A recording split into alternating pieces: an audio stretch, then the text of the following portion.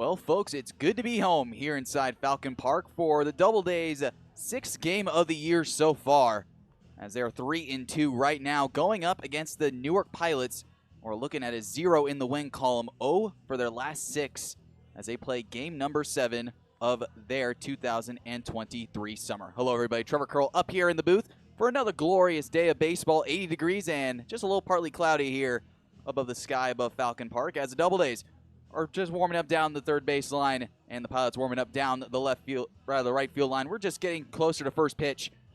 As let's take a look at the starting lineups. First for the visiting Pilots will be Frank Benzola. Will be out in center. Michael Fleury, he'll be out at short. Justin Martino will be out in left. Chris Ferrara will be at first. Jack Arakami, he'll be the extra hitter. Dom Camera will be doing the catching. Tim Wagner will be at third base. Tyler Walters will be in right, and Briggs Loveland at second. And rounding off the order, batting 10th, Jack Palovics. He will be doing the designated hitting.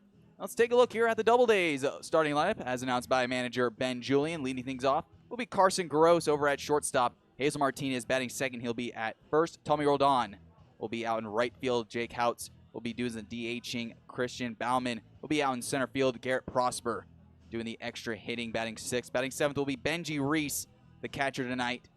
James Musso will be over at third base, and Kevin Dolan over at second, making his Doubledays debut, and Emil Sanders will be out in left field.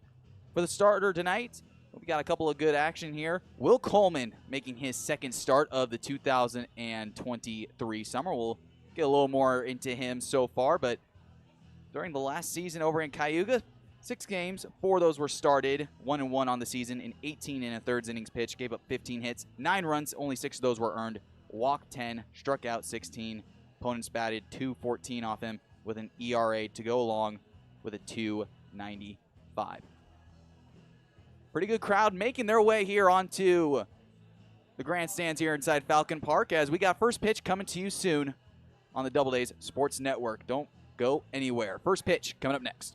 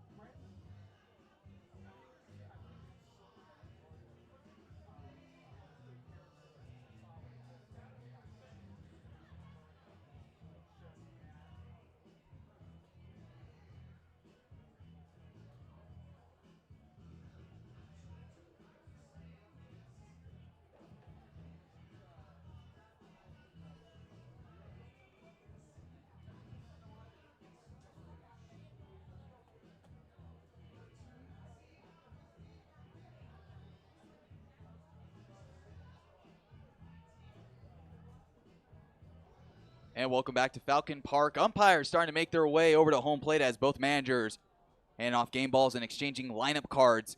As we're going to take a look here at our pick to click for tonight's game. And we're going to go with Benji Reese.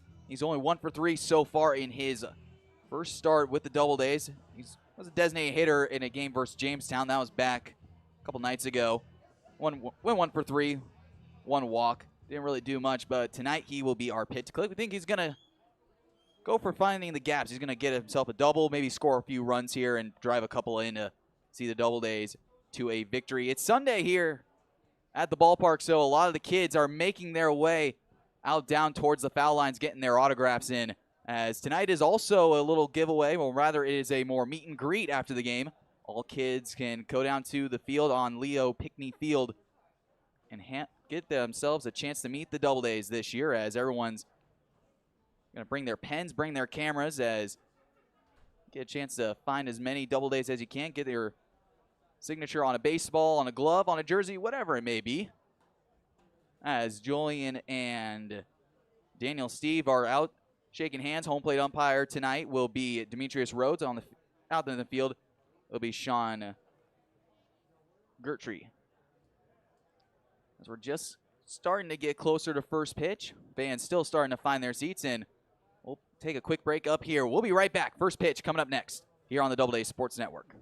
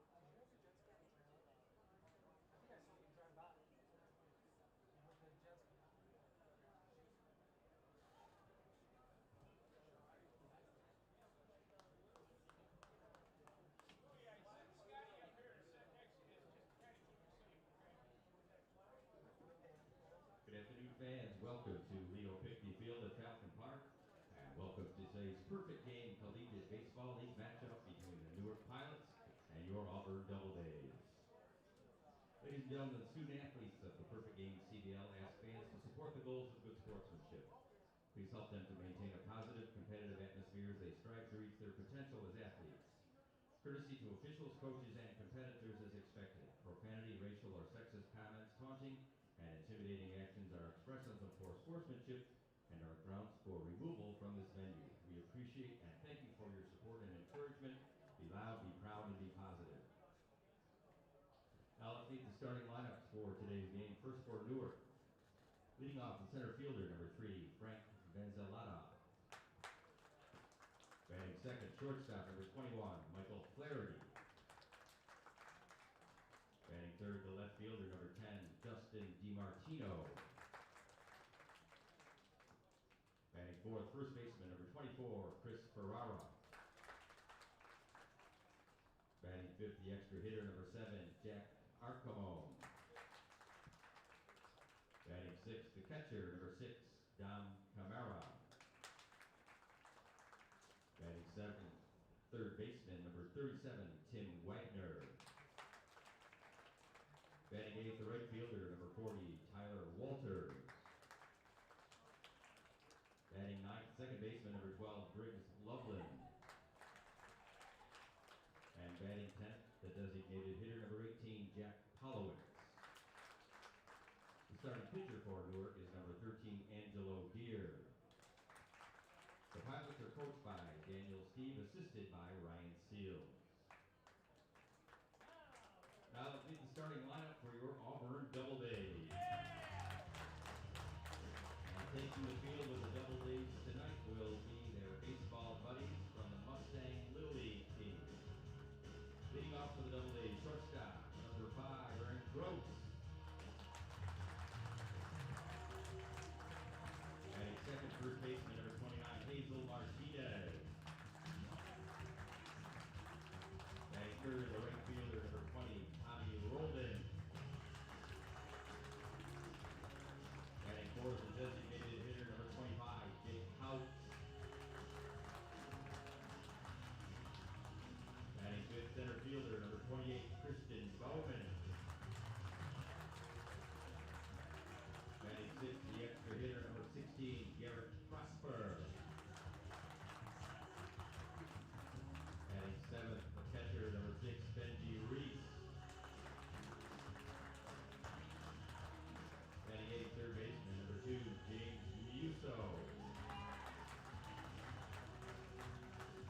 Batting ninth and second baseman, number 19, Kevin Dolan. And batting left fielder, number 34, Emil Sender. The starting pitcher for the Doubledays today is number 32, Will Coleman. Doubledays are coached by Ben Julian, assisted by Logan Matson and Steve LaRose. Ladies and gentlemen, at this time we ask all who are able to please stand and remove your hats.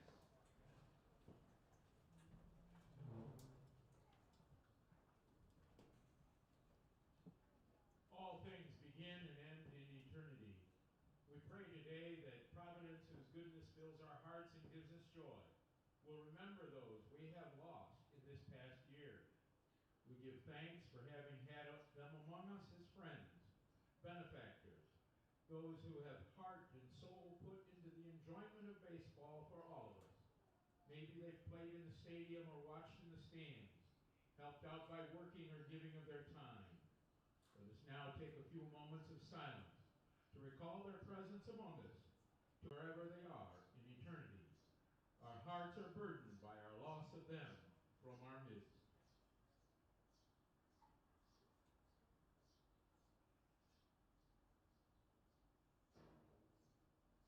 Amen. Ladies and gentlemen, please remain standing for the national anthem. To perform the anthem today, let's welcome Miss Kira Dominic.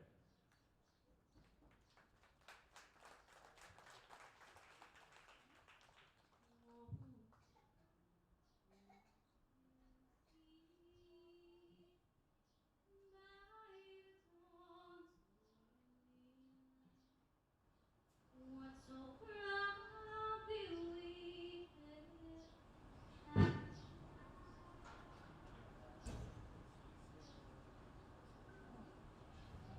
and bright stars through the perilous sky.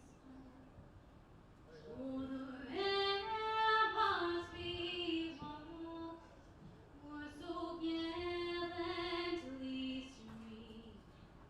And rockets red glare, the bombs bursting in air, gave proof through the night that our flag was still there.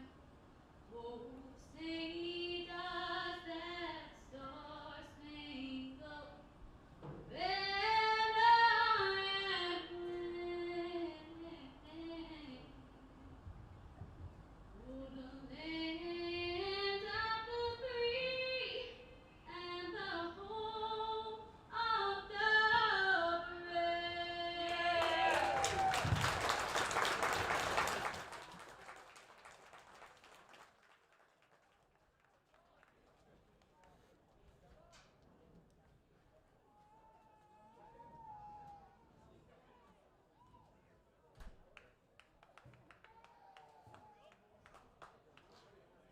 And just like that, the Doubledays have taken the field, ready to roll here in game number 6 of the 2023 Perfect Game Collegiate Baseball League season. Trevor Kroll back up here in the booth with you guys for what is to be an expected pretty good crowd on hand here on Sunday afternoon. All the kids in the area ready to go for tonight's post-game excitement as let's take a look at how the Doubledays will line up behind Will Coleman tonight. Going from left to right, Emil Sanders out in center. Christian Bauman in center. Tommy Roldan in right. James Musso over at third. Carson Gross at shortstop. Kevin Dolan over at second base. Hazel Martinez will anchor the infield over at first, and Benji Reese will do the catching.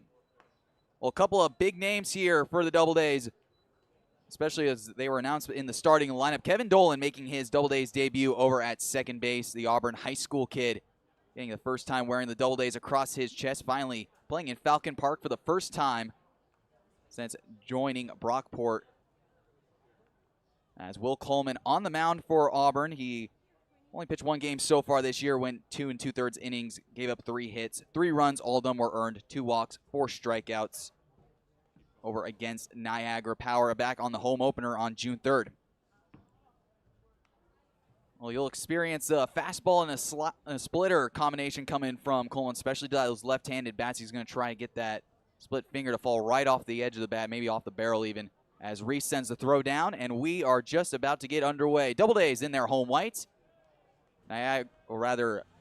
Newark in their navy blue with gray bottoms.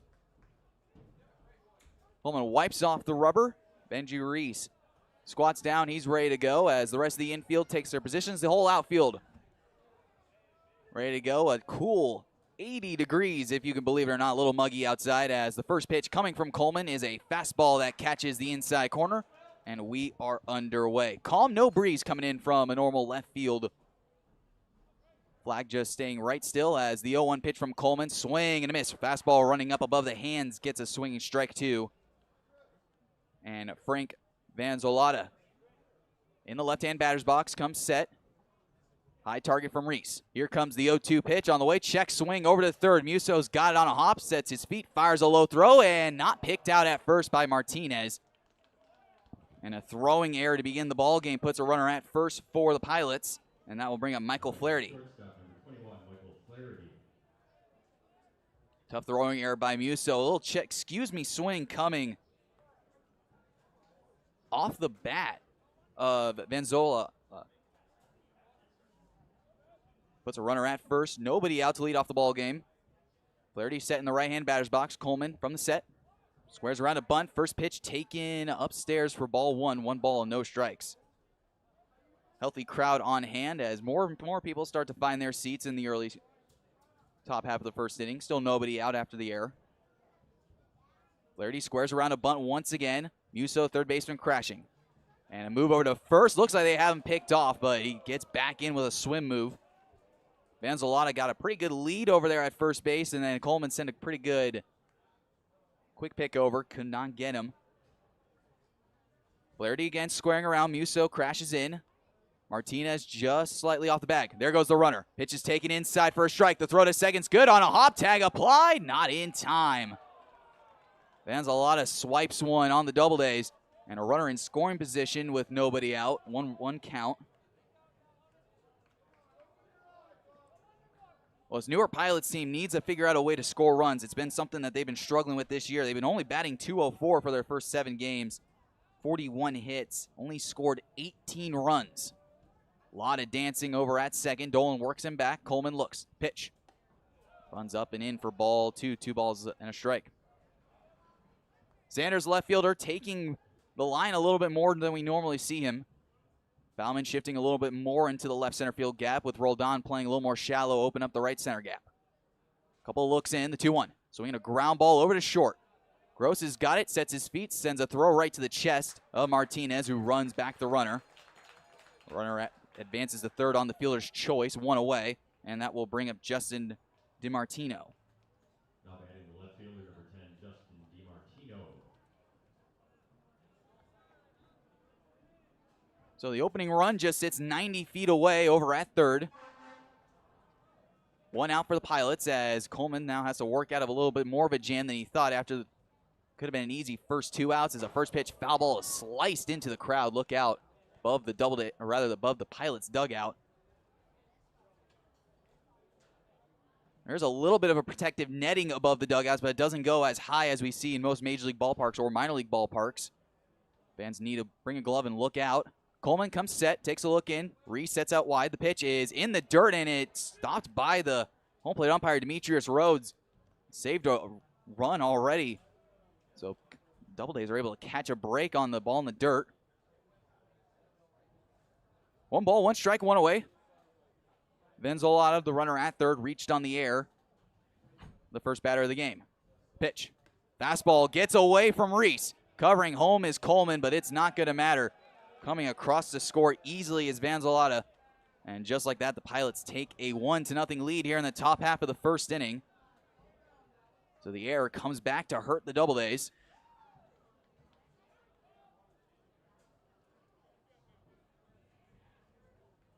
1-0 game here going into the top half of the first inning. 1 away. 2-1 pitch coming from Coleman.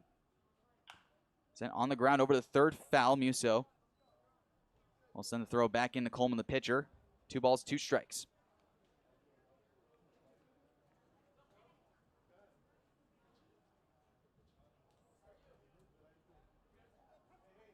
Well, if you're just paying attention here, after last night's game, the Doubledays lost a heartbreaker in extra innings. Fell 3-2 to the Elmira Pioneers as Coleman looks in. The 2-2 pitch is swung on and missed for strike 3. So DiMartino, a strikeout victim, puts 2 away. First strikeout of the game for Coleman. And I'll bring up Chris Ferrara, the first baseman. Pioneers got the early scoring started back in the 4th inning yesterday. Then were able to tack on another run in the 6th as first pitch fastball misses down low for ball 1, 1-0 on Ferrara. Scored a run in the 4th, scored a run in the 6th. Doubledays came back after a chaos ball 8th inning as a swing and a ground ball over to Gross. He's got it on a hop, does not set his feet, so he's on the run, fires the first, and that will retire the side. Pilots strike first, they get a run on an error, and that will conclude the matters in the top half of the inning. We go to the bottom half. Our score, Newark up 1, and the Doubledays coming up.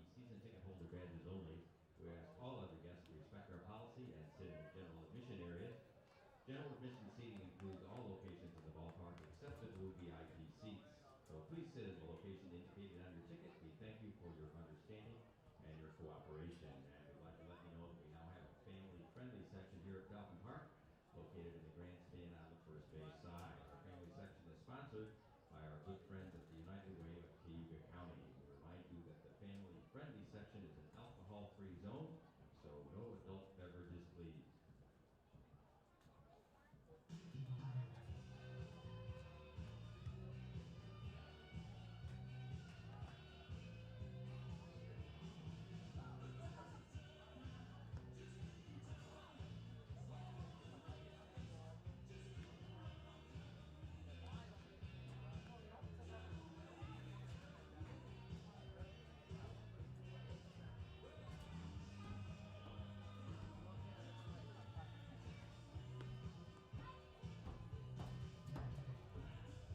And welcome back to Falcon Park. We're in the bottom half of the first inning. Newark up early 1-0 over Auburn. Let's take a look at the Doubledays starting lineup. As announced by manager Ben Julian, leading things off will be the shortstop Carson Gross. The first baseman Hazel Martinez bats behind him. Tommy Roldan will bat third. Jake Houts, the designated hitter. And Christian Bauman out in center. Garrett Prosper, the extra hitter. Benji Reese, the catcher. James Musso over at third base. Kevin Dolan over at second. And Emil Sanders in left to round out the order.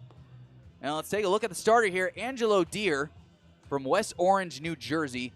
Goes to Emerson College, a Lion. So far this season, he's 0-1 with a 7.20 ERA.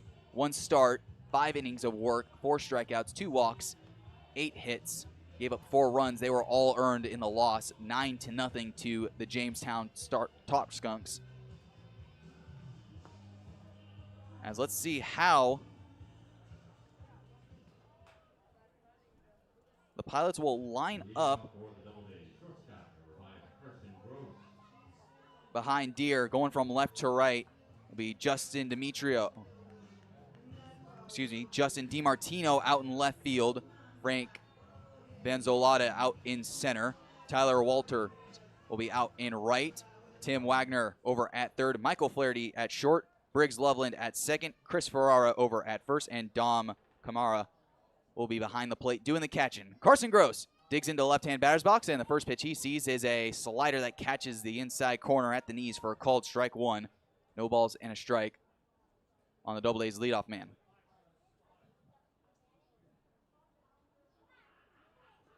One bounces in front of the dirt in front of Kamara. Ball and strike even. For Carson Gross this year, pretty good start to the season, a .429 average, 3 hits, 1 RBI. The .444 on-base percentage is something to really look at, especially someone out of the leadoff guy. 1-1 pitch is swung, it hit high down the right field line, and it will hook all the way into the Pilots bullpen. Gross does have a little bit of power to spare. Now, he does benefit from being in northern Colorado where the ball will travel out of anywhere. But we've seen him run into a couple of balls during batting practice, and he's hit some balls hard during the games as well, as fastball will run right on the number of Carson Gross, so he will motor on to first base on a hit by a pitch to lead off the game. And that's a way to get that on-base percentage up a little bit more. And a little bit of early pressure for the Doubledays, as here comes Hazel Martinez out of the Liberty League Union College. Interesting start for Martinez so far. Started out season with a couple of hits in game one, and then it's kind of been a little bit slower since then. He does have a double since that game, batting .214 so far this year, 3 hits, one of those being a double, 3 RBIs, and a .675 OPS. He's walked 3 times so far this year as the first pitch fastball runs off the outside corner for ball 1, 1-0. Gross, good speed over there at first base, does not have a stolen base recorded yet. Doubledays just haven't been as aggressive on the bases as we thought they'd be so far, despite having the speed they do. As Martinez runs into a ball deep to right center field, that's going to get down. Gross is going to score, no problem, rounding third. Hazel Martinez will tiptoe into third, rather than the second, as never mind, the ball hops over the wall out in right center field over the Powerade sign. So an unfortunate break for the Doubledays as Hazel Martinez runs into one pretty good. And that will bring up Tommy Roldan.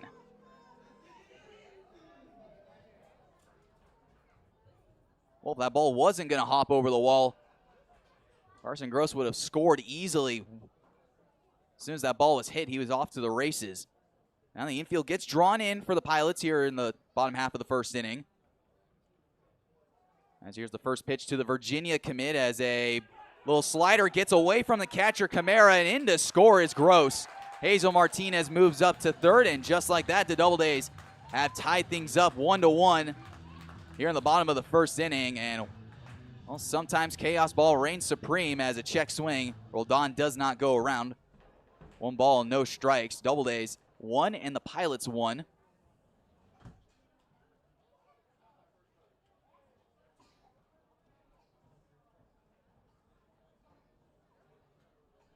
Deere looking into Roldan as a fastball misses off the outside corner for ball 2, 2-0. Well, you got to think Roldan feels pretty good about himself, seeing his future school, Virginia, clinching a spot in Omaha against Duke. Took the Super Regional in 3. 2-0. Swinging a high fly ball out to deepish left center field. Going back on it is Venzolada. He makes the catch. Martinez comes in. He scores on the sacrifice fly. So another great team at bat by the Doubledays gives them the 2-1 lead in the bottom half of the first inning, and that will bring up Jake Houts.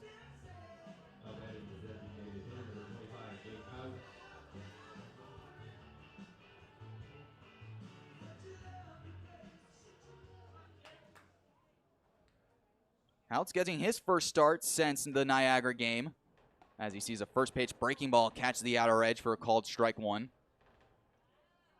Telling me that he's just been trying to limit the strikeouts so far, has recorded 5 in his first couple of starts. As the 0-1 pitch is another good breaking ball, missing down low for ball 1, 1-1. 222 average, 2 hits, one of those being a double. Does have an RBI recorded as well. Here Deere comes set. Here's the 1-1. Wipeout slider misses well off the plate away for ball 2, 2 balls and a strike. Already some early offense in this one. Could be an expected theme on the season, on the season series against the Pilots, as The 2-1 pitch is sent foul out of play down the right side. Count evens up at 2. Well, this is a team ERA for Newark, a 7.76. They've been struggling to keep the big inning from ending. Doubledays getting 2 early on, so already a crooked number in this one. Here's the 2-2. Swing and a miss. Another wipeout slider gets Houts hacking. 2 away, and that will bring up Christian Bauman. First strikeout of the game for Angelo Deere.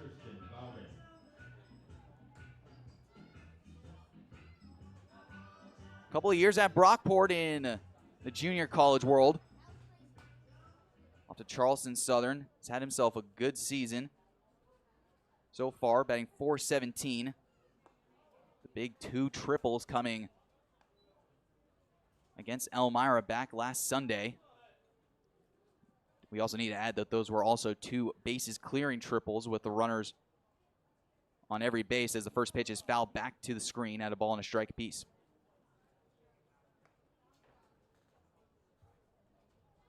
7 RBIs on the season so far. Was able to record a sacrifice fly in a game versus Jamestown.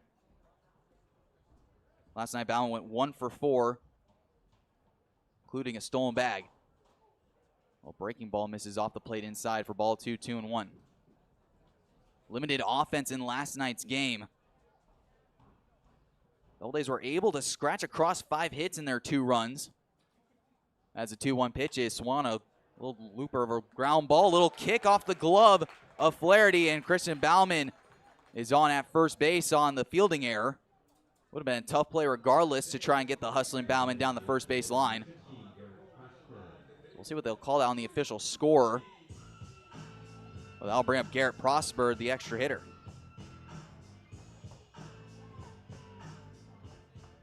And it looks like they're going to give Bauman a hit on the play. Bauman will lead off first. Prosper, the left-hander, set as the first pitch looks like a sinker, misses off the plate away for ball 1, 1-0. Prosper not in the lineup last night. This was his first game not starting this season. .364 average, 4 hits, one of those being a double, 4 RBIs. Big numbers, the 5 walks so far. As he swings a ground ball through the wickets of Bauman. A good sliding stop by Loveland. Has no play anywhere else. Another infield single by the Doubledays. Puts runners at first and second with 2 outs. And that'll bring up Benji Reese, the catcher.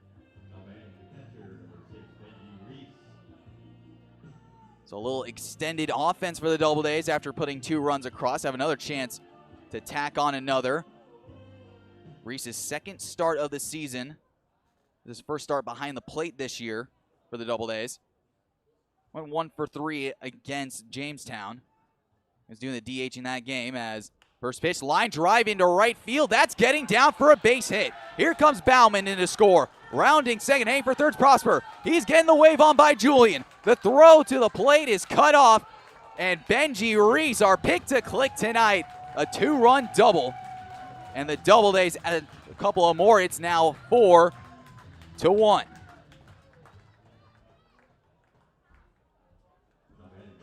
Little cap shot double down the right field line. And it tucked into the retaining wall right by the bullpen.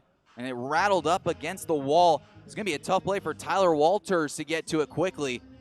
Prosper was able to score all the way from first base. And how about this for a 2-out inning? Doubledays able to scrap across 4. And able to take the lead and then extend.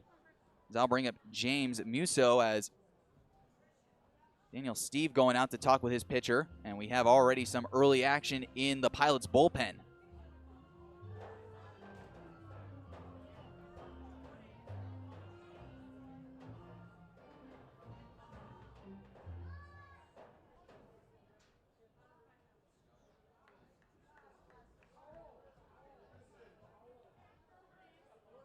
Two outs here in the bottom half of the first inning. Benji Reese, the runner at second. Musso coming up.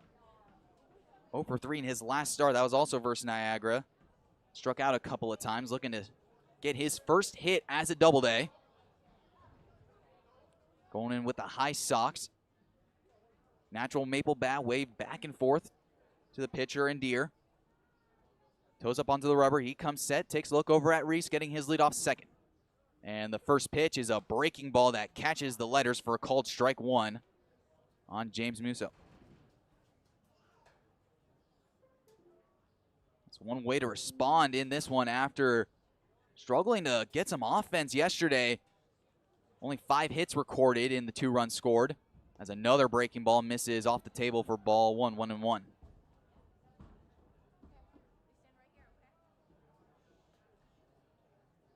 I have to be proud about what this offense has been able to accomplish so far this year, batting .298 as a whole club. Entering this game with 50 hits total as a line drive base hit up the middle. There it is for Musso. Reese getting the wave on from Julian. Up the throw is Venzolata, and the throw goes right into home plate. So runners at the corners here with 2 outs, and here comes Kevin Dolan. Now batting the second baseman for Mackey, Kevin Golden. Dolan got a pretty good round of applause when he took his position when announcing the starting lineups. Hometown kid. As James Musso was able to collect his first hit as a Double-A. He waits at first base. Reese, the runner, at third. Looking at Musso. Here's the pitch on the way to Dolan in the dirt for ball 1, 1-0. Dolan got the news last night that he was in the starting lineup. Calm, cool, and collected, though, when we talked to him early on. Here's the 1-0. Upstairs, a little buzzing of the tower. Misses high and in. 2 balls and no strikes. 2-away. Let's see if he'll get the green light here to swing. Doubleday's already posted 4 runs in this one so far. Still 2-away here in the bottom half of the first inning. Musso gets his lead off first. Long pause at the chest. Here's the 2-0. In the dirt, gets away. Musso with a great read on the ball in the dirt, and he'll scoot into second base on the wild pitch. And now Dolan has a 3-0 count, and let's see if Julian will let him swing, as Emil Sanders is on deck for the Doubledays. Dolan, 9-hitter. They're just looking at a possibility of seeing them bat around in the first inning.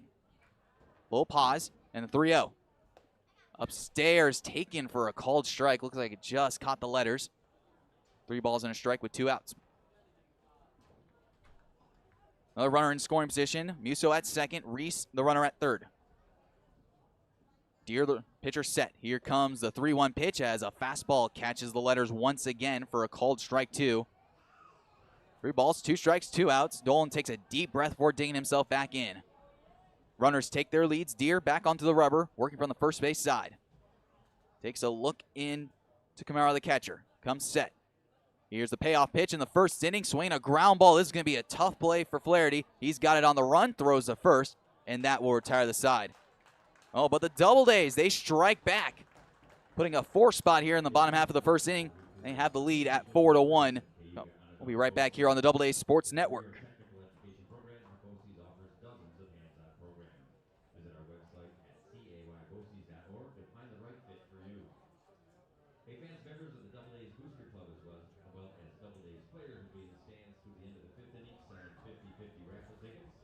Tickets are $1 each, 3 for $2 or 10 for $5. So please support the Doubledays while giving yourself a chance to take home some serious cash. Tonight's winning ticket will be drawn at the end of the 7th inning.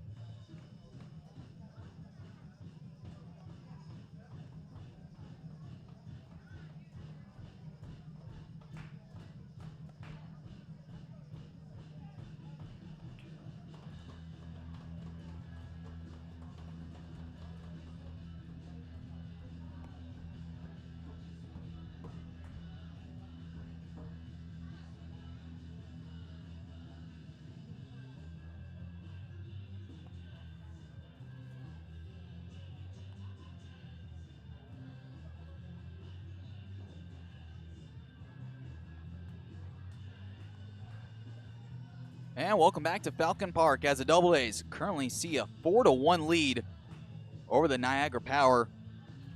A lot of good things happening in the bottom half of the first inning. Quick little recap on that.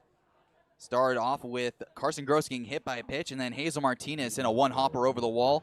Sacrifice fly by Roldan. Jake Houts with a strikeout, but that was the second out of the inning. And then Christian Bauman a base hit, Garrett Prosper a base hit, Benji Reese delivered the two-run double. And that is where we stand at 4-1. As the first pitch from Will Coleman is taken outside for ball one, as Jack Arkong digs himself to the left-hand batter's box as the 1-0, swinging a high fly ball out to center field, gliding over to the arm side is Bauman. He waits patiently for it to come down, makes the catch, and just like that, one away here in the top half of the second inning. Now batting the catcher, number 6, Don Camara. Don Camara then steps in, the catcher for the Pilots, works out of the right-hand batter's box. Some flashy cleats of the navy blue and gold as this one's hit deep into the 6-hole. Gross sets his feet, sends a low skipper on a hop, and it's not in time. Hustling down the line is Camara. Runner at first base on the one-out base hit, infield single. And that'll bring up Tim Wagner, the third baseman.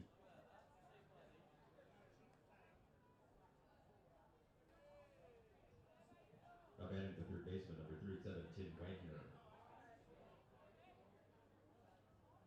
So a runner at first base with pretty good speed. Coleman continues to work out of the stretch, going from the first base side of the rubber. Takes a look in as first pitch is a busted bat over the Muso. Sends a toss over to second for one. Dolan's return throw to first is, not in time. Good stretch by Martinez. But Wagner able to beat it out on the back end. So a fielder's choice puts two away on the broken bat ground ball. And here comes Tim Wagner up to rather make that Tyler Walters up.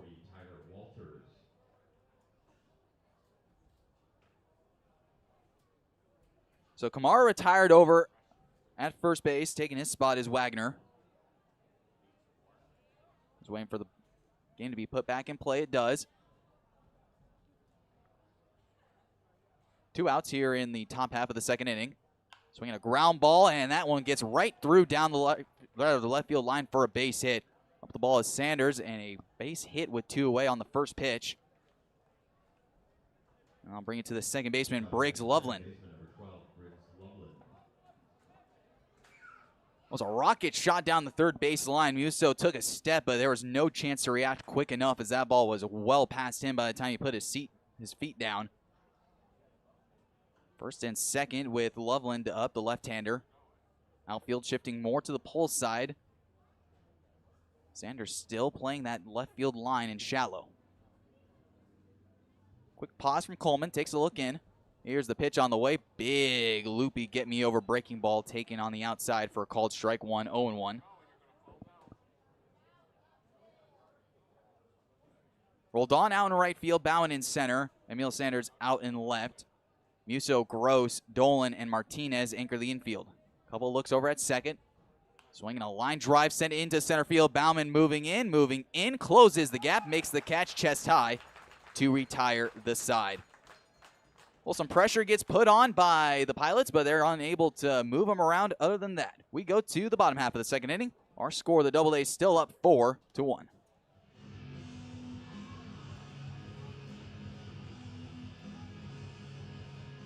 Ladies and gentlemen, at this time, we would like to show our appreciation to the men and women who have given so much to serve our great country. We proudly request that any current or former members of our armed forces please stand to be recognized.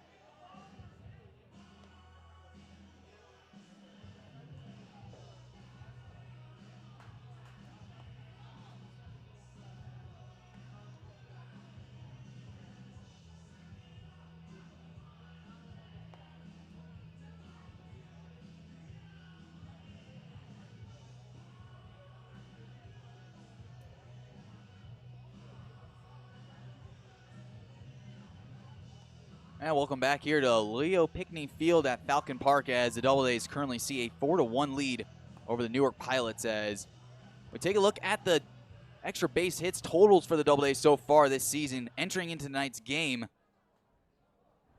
they've put 14 extra base hits. They've added 2 more to that total today, thanks to Hazel Martinez and Benji Reese. So that double total, which started at 11, is now ticked up to 13.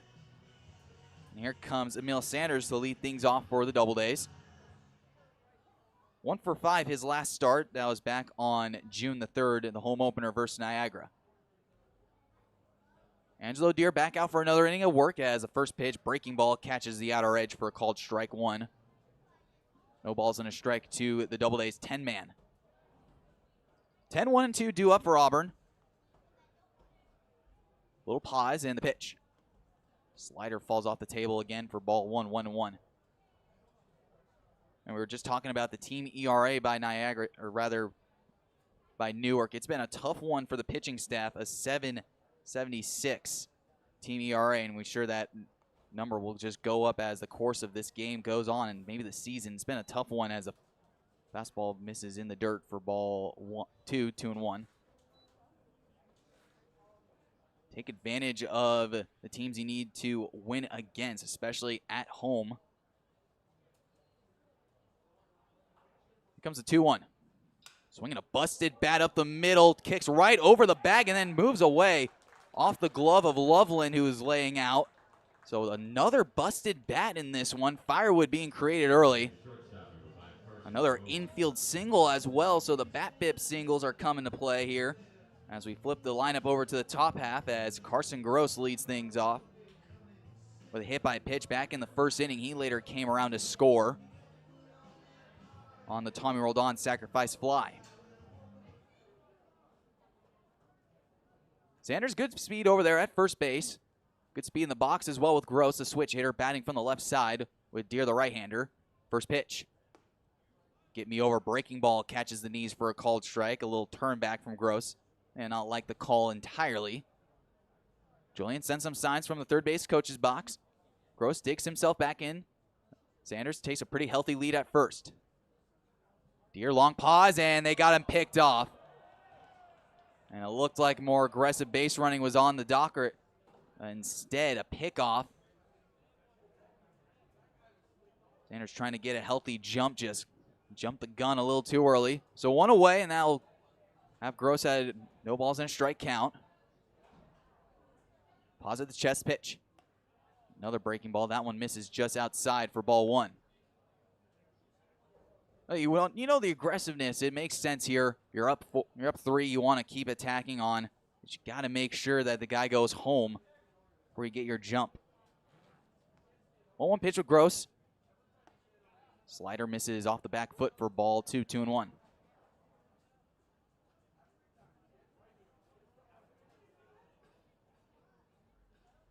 Two balls and a strike to Carson Gross. Deere looks in the pitch. That fastball catches the outer edge for a called strike 2, and the count evens up with 2 with 1 away. Hazel Martinez awaits on deck. He's 1 for 1 with a double. Quick pause, and here's the 2-2. Swinging a tapper right in front of the mound, a little comebacker. And Angelo Deere will send a flip over to first base, and 2 are away quickly after the Doubledays were able to get a leadoff single.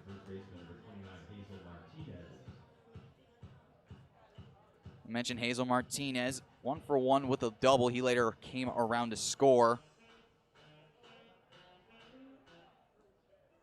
on the Christian Bauman single. Martinez in a nice little lean open stance. The first pitch he sees is a slider that catches the inside corner for a called strike 1, 0-1. A muggy 80-degree day here in Auburn. A nice early afternoon start time as a swing and a ground ball sent foul down the first base side. And Martinez stares at an 0-2 count.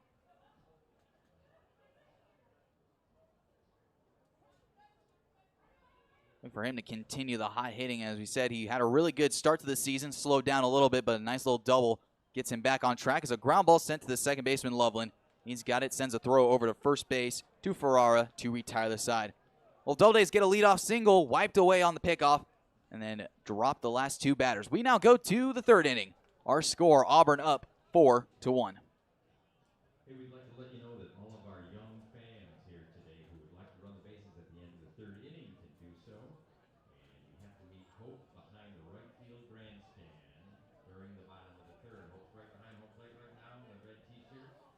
Okay, wave to the nice people. All right. So all our young fans, if you want to run the bases at the end of the third inning, meet Hope during the bottom of the third behind the right field grandstand.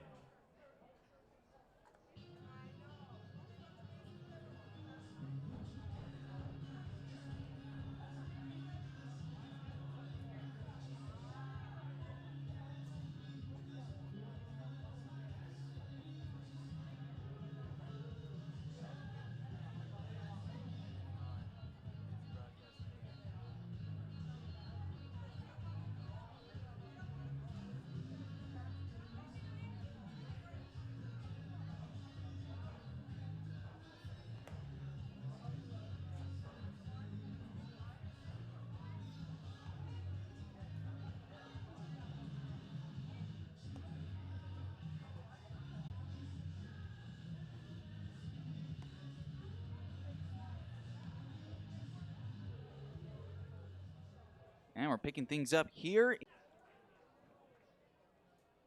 as Will Coleman steps on the mound. He's ready to roll here for another inning of work. And Guthrie on Jack Polokovic. Here's the 0-1. Breaking ball. That one just misses the inner edge for ball 1, 1-1.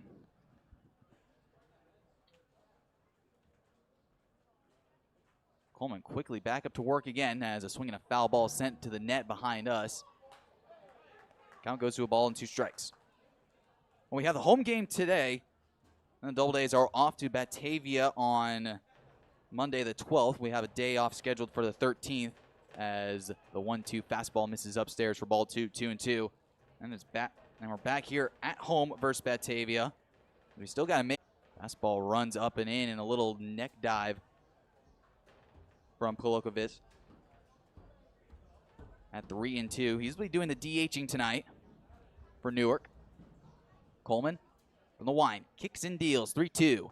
Fastball taken on the outside corner for a called strike 3. A little disagreement between the home plate umpire and Polokovic. Second strikeout of the game. First one looking for Coleman. One away, and that will bring the top of the order up for Frank Benzolata. First pitch in the dirt for ball 1, 1-0. Well, you see the difference between the younger pitchers and the older ones. The younger pitchers get the ball right back, and they are right back on the rubber, ready to roll. Something that high school really has a drill into the guys is get the ball, get back onto the rubber, and get right into a good rhythm. See the college guys have just a little bit more of a slower pace to it. Get the ball back, take a breath. Still at the same rhythm and tempo as the first pitch. Rather, the 2-0 misses up and in for ball 3, 3-0. First 3-0 count of the day so far for Coleman. Pitch. That one catches the outside corner for a called strike 1, 3-1.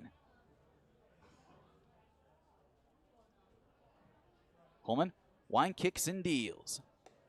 Taken above the letters for ball 4, so the first walk surrender of the game for Auburn pitching. And now put a runner on at first base for Michael Flaherty. Benzolata over to third base. He later came around to score after reaching first on an error his first time. First pitch on the ground to Musso. He's got it, sends a toss to Dolan a little wide, gets the tag applied. So almost another throwing error by the Doubledays third baseman. Kevin Dolan staying athletic, jumping off the bag and keeping with the runner, gets the tag down. So they do at least get an out, and it is the lead runner.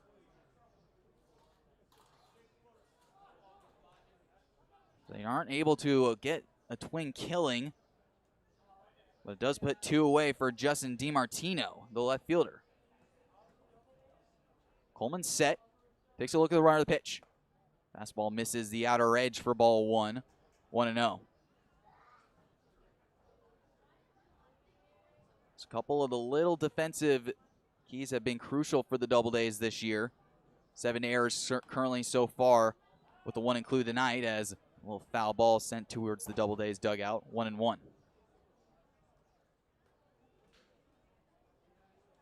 Doubledays have yet to play a full clean game of baseball yet. We'll see at some point during the summer. We'll start to see all the cobwebs get fully shaken out as the pitch is sent in the air. It's going to be a tough play for Reese. Mask gone, and he's going to see that ball fly into the netting. Ball and 2 strikes, 2 away.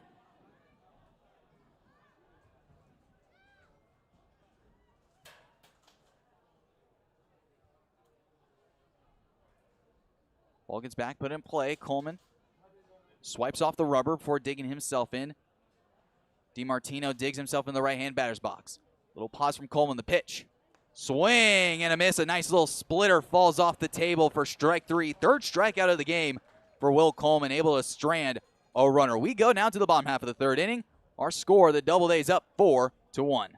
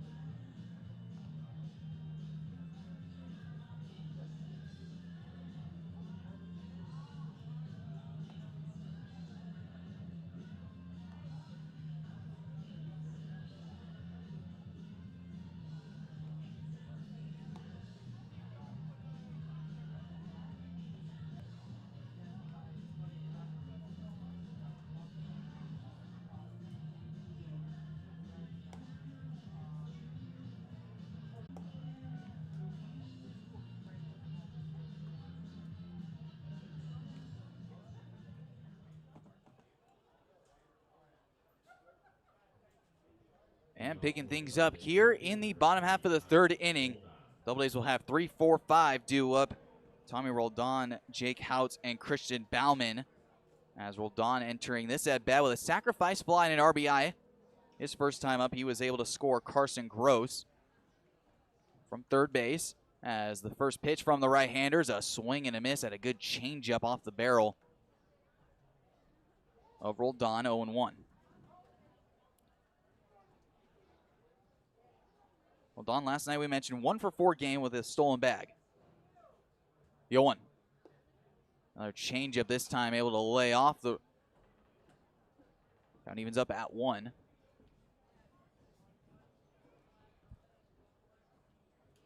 Always a good feeling to have the school you're going to being able to be in contention for a national championship, as a fastball misses outside for ball 2, 2-1. So I'm sure that Roldan will be certainly watching the rest of the end of the college season unfold. And hopefully he'll be going into a program with another natty, as another changeup misses in the dirt for ball 3, 3-1. The last time Virginia won a national championship, that was back in 2015. They've been to Omaha a couple times since then, but unable to do the job. Good hitters, count 3-1. Swing and a miss. Roldan way out in front of another changeup. He's gotten a healthy diet of those so far in his at-bats. Going from 3-1 out to 3-2 now. Takes a second to step out, digs himself in, waving the bat back and forth in a twirl. Has it set the shoulder. 3-2. Swing and a ground ball over to first base. Up with a hop is Ferrara. He'll take it himself to the bag. And there's one away here in the bottom half of the 3rd. Let me bring up Jake Houts, the designated hitter tonight. Digging himself into the right-hand batter's box. One of the unorthodox players on this Doubledays lineup. And it's not about anything personal. It's just about that he's a left-handed thrower. And then we'll swing the bat right-handed. You don't see too many of those, as a first pitch breaking ball catches the arm for A hit by pitch, second time a Doubledays batter has been hit. Now I'll bring up Christian Bauman. Now batting the center fielder, number 28, Christian Bauman. Well, Hout says, I don't get out of the way when a ball comes my way. In fact, he was second in his conference on hit by pitches this last season. So he's no stranger to taking the quick jog to first base. As the first pitch to Bauman is another changeup. Swung and a miss for an 0-1. Looks like Angelo Deere has found his pitch against the left-handers. That changeup really does just fall right off the table, especially if you mix it well with the high fastball. Hout's his lead, the pitch. Another changeup waved at and missed. Bauman unable to learn from the last one. Now he's in an 0-2 hole. Garrett Prosper, another left-hander, awaits on deck. Hout's short lead over there at first base, starts to extend. Here's the 0-2. Swinging a ground ball. Good pick over there at first by Ferrara. No chance to get Houtz at second, and a foot race to the bag. Beat Bauman by just a step and a half. And 2 away. Houtz moves up to second base on the fielder's choice. Now I'll bring up Garrett Prosper.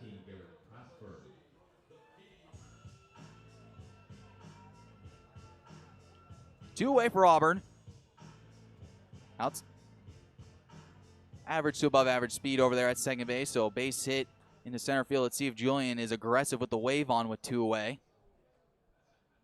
Prosper with a base hit his last time up. Couple of looks in. Houtz backs to second. The pitch. Change up, taking out the plate away for ball 1-1-0. See a healthy dose of those changeups to all the left-hand bats so far in this order. Roldan was given a feast of them. We saw Bauman getting treated the same way, and the first pitch to Prosper was that changeup as well. Dancing over at second, Hout's pitch. Another one missing outside for ball 2-2-0. That one looked a little bit more like a sinker instead. Had a little more extra velocity on it. No action in either bullpen. Newark certainly had a lot of action rolling back in the first inning, but with Deere starting to settle in. As another pitch misses off the plate away for ball 3-0. Let's see what Prosper gets here with Benji Reese, the catcher, due up next. 3 balls, no strikes, 2 away. Jake Houtz over at second base, taking his lead. Couple looks in, the pitch. Up and away, never mind, on the outside corner for a called strike 1, maybe a little extra generous. So Prosper, he gets himself back into the left-hand batter's box, digs in, waves that bat back and forth, high above the head. Here's the 3-1. That one misses on a back foot slider for ball 4, so Prosper is able to work a walk extended, and that'll bring up Benji Reese. Reese, our pick to click, has already helped us out here in the booth. And the 2 RBI double back in the first inning. Runners at first and second, 2 away. Jake Houtz at second, Prosper over at first. As Reese, the catcher, out of Lemoyne. First pitch he sees is a breaking ball, sends it in the air to shallow right field. Drifting over the glove side is Walters. He's there to put the squeeze on it, and that will retire the Doubledays in the 3rd inning. Well, no runs, no hits, no errors. 2 men left on. We now go to the 4th inning. Our score, the Doubledays still up 4-1. Time for the young base runners. So Hope's out of the right field gate with our base runners. Hope, are they ready? All right, we're going to count it down from 5, 4, 3, 2, 1.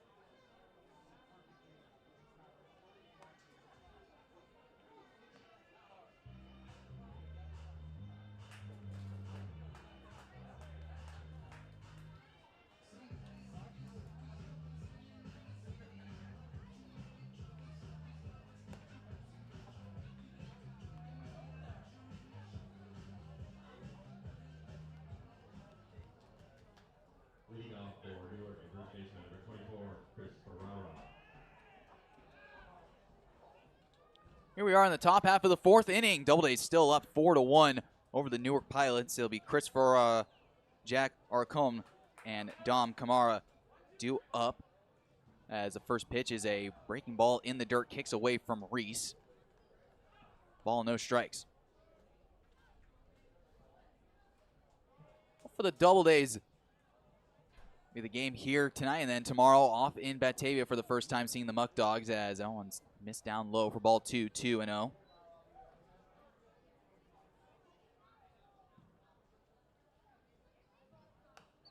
Pop fly sent high above our heads, out of play. 2 balls and a strike. Well, taking a look at the standings here going into this one. Jamestown currently leading the West, 4-1. Elmira, after the win last night, half game back for second. Niagara the same way, 4-2, as a swing and a high fly ball out to center field. Bauman drifting over glove side. He puts the squeeze on it. And the Gold Glover puts one away for the first out here in the top half of the fourth. Now batting the extra hitter, number 7, Jack Arcombe. Auburn and Batavia both at 3-2. Currently a whole game back of Jamestown. Geneva down 1-4, 3 games back, and the Pilots at 0-6, 4.5 back. Here in the early standings, as the first pitch catches the outer edge. Win tonight will get the Doubledays back in the win column after dropping yesterday. We'll put them at 4-2 and should be still in that top 3, hopefully just by being only a half game back, depending on what happens in Jamestown. Here's the 1-1. Good breaking ball.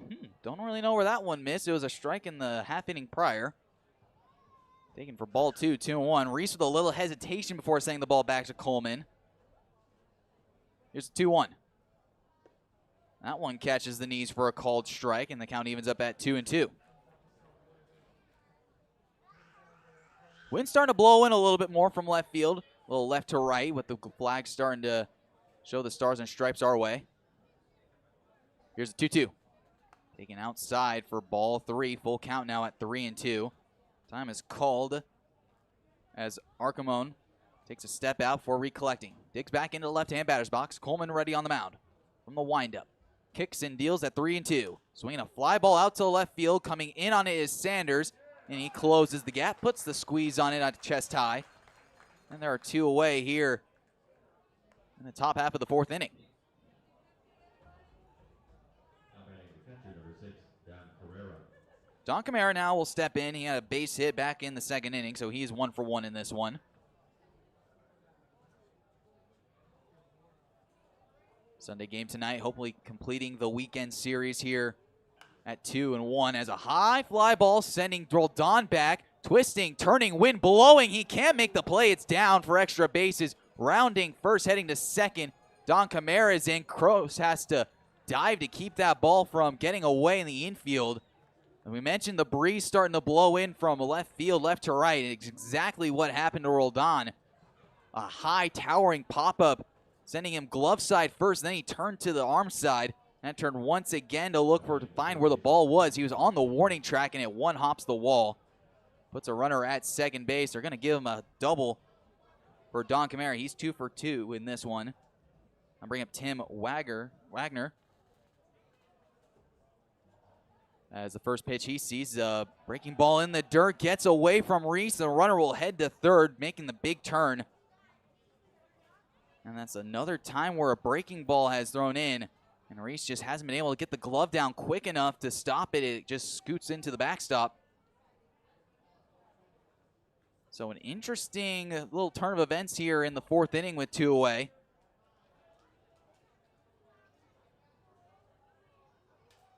Mara now just at 90 feet away. Here's the 1-0.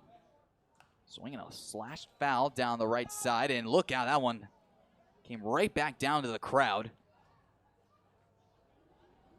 So have to be wary of some sort of ricochets on foul balls in the ballpark. Ball to strike, 2 away. Doubledays infield playing deep. The pitch in the dirt. That one skips into the glove for ball 2, 2-1. Musso, the third baseman, off the line. Gross feeding deep into the 6th hole. Dolan playing pretty much middle. Martinez off the bag at first. The pitch. Swinging a ground ball to Musso. This is going to be a tough play for the third baseman. On the run, throws right to the glove side of Martinez. And that puts the Newark Pilots' threat to bed. We now go to the bottom half of the fourth inning. Our score, the Doubledays up 4-1. Our game is the middle of the fourth inning, so let's welcome the Doubledays players and coaches out in front of the dugout. They and Hope will lead us in the YMCA.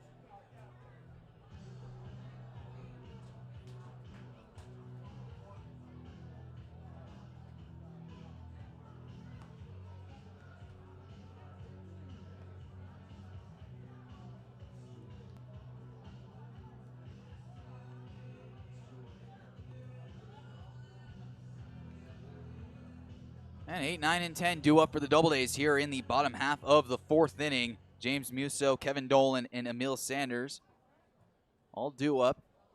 Musso 1 for 1 in this one, hit a base hit back up the middle his first time up. So looking to get the Doubledays bottom half of the order rolling. Bottom half of the order has actually done a pretty good job. Going from 5 down, we have 1, 2, 3, 4 base hits already recorded. 5 hits in this one so far for Auburn as a first pitch breaking ball misses down low for ball 1, 1-0. Starting to see Angelo Deere starting to mix in that breaking ball earlier in the count. We saw him working that changeup to left-handers as the 1-0. There's another changeup there for a called strike 1, 1-1. Well, for a hitter, that's what makes it tough. When a pitcher has not only a good fastball, but then a good changeup to piggyback on it, makes hitting a lot harder as a good slider catches the outer edge with a swinging strike 2. So a little bit on the front foot waving. Digs himself back in, recollects himself, waits for time, comes set.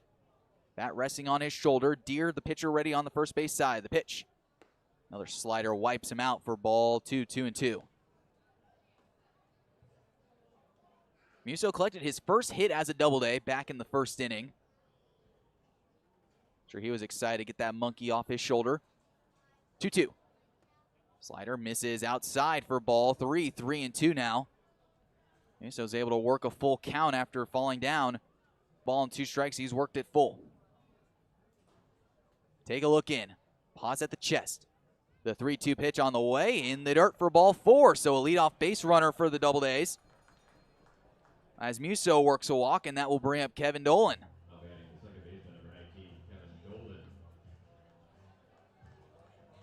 So let's see what Kevin Dolan will do here. Stepping up, he grounded out his first time up. We'll see how aggressive Julian is with the short game. A little small ball action as Dolan looks like he's ready to square around. Musso, good lead. There's a square around. Popped up, and it'll be caught by the pitcher. And Angelo Deere, second time the Doubledays have tried to execute a bunt. This one is the second one that's been popped up. So unable to execute on the small ball. One away, and that will bring up Emil Sanders. Walked his first time up and then was caught napping over at first base. Or rather, not caught napping, more caught on the aggressive foot. First pitch. Downstairs for ball 1, 1-0. And off to the Doubledays, though, they've been quite aggressive on the offensive side of baseball, something that and Julian keeps writing on the paper every single day on the lineup card, just be aggressive or be the aggressor. As a fastball catches the inner edge for a called strike one, 1-1. We see that with the Doubledays trying to put the pressure on with the bunt. Musso gets his lead over at first base, wide open 4-hole with Loveland playing close to the second base bag. Step off, throw back, Musso in with a dive. Well, when we saw in the pickoff move, Sanders looked like he was trying to get his timing on the pitcher, and right as he was jumping off to take his lead, that's when the pickoff came in. There's not much you can do about that as a swing and a foul tip off the leg of Sander.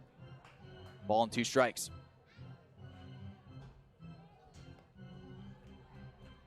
Top of the order looms if it gets to that part. Carson Grosso waits on deck. Musso, the runner, gets his lead.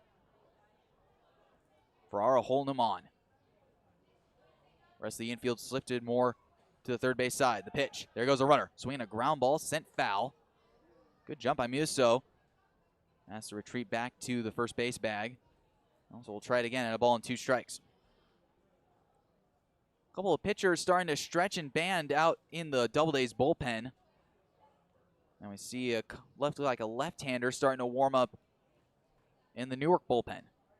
Here's the pitch. The runner goes again. Slider wiped out. The throw into second, and Musso looks like a possible hit and run was on, and the Doubledays miss a sign.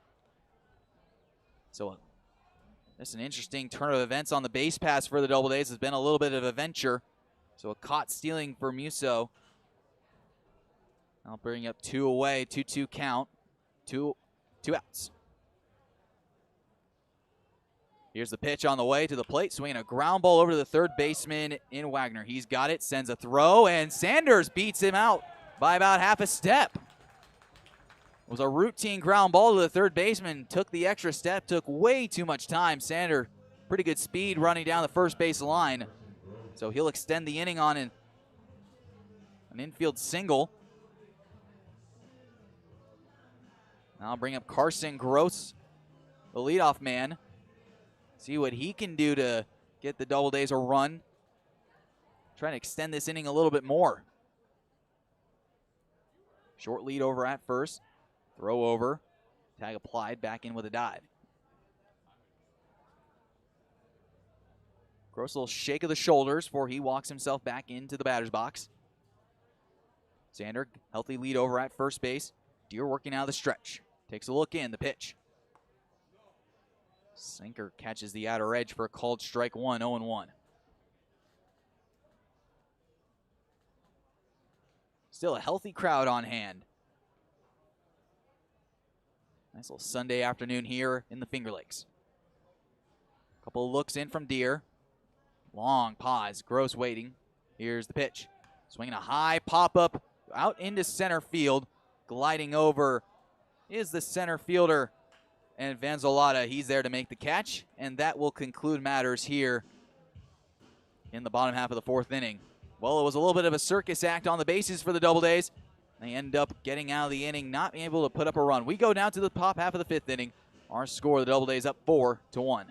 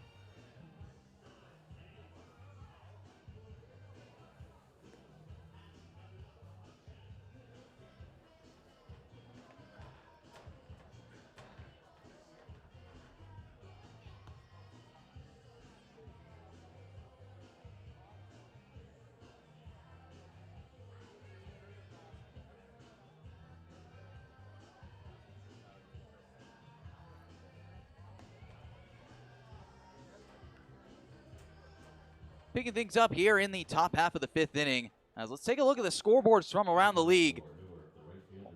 As the Western Division is the only one playing right now. Doubledays currently up 4-1 in this. Will Coleman back out on the mound for another inning of work for the Doubledays as the first pitch misses inside for ball 1 on Tyler Walters, the right fielder. Base hit his first time up. Coleman set. Here's the 1-0. Good fastball, just catches the outer edge. Gives Walters a turn to the head over to Demetrius Rhodes, the home plate umpire. Just confirming that it was a strike on the outer half. As a line drive deep into the 6 hole, going to be a tough play for Gross again. The throw in as a good stretch by Martinez, almost doing a modified split. But he cannot beat the hustling Walters. So another infield single for the Pilots. Put a runner at first base for Briggs Loveland. Was a tough play for Gross deep in the 6 hole. Walters probably put it in one of the best spots on the infield if you're trying to leg out an infield single, as a first pitch is a pickoff move instead over to first base. Back in with a dive. Loveland, the left-hander, he flew out his first time up to retire the side back in the 2nd. Squaring around a bunt. Pops up the bunt attempt. Man, I don't think we've seen a team put a bunt on the turf yet this season for anybody against the Doubledays.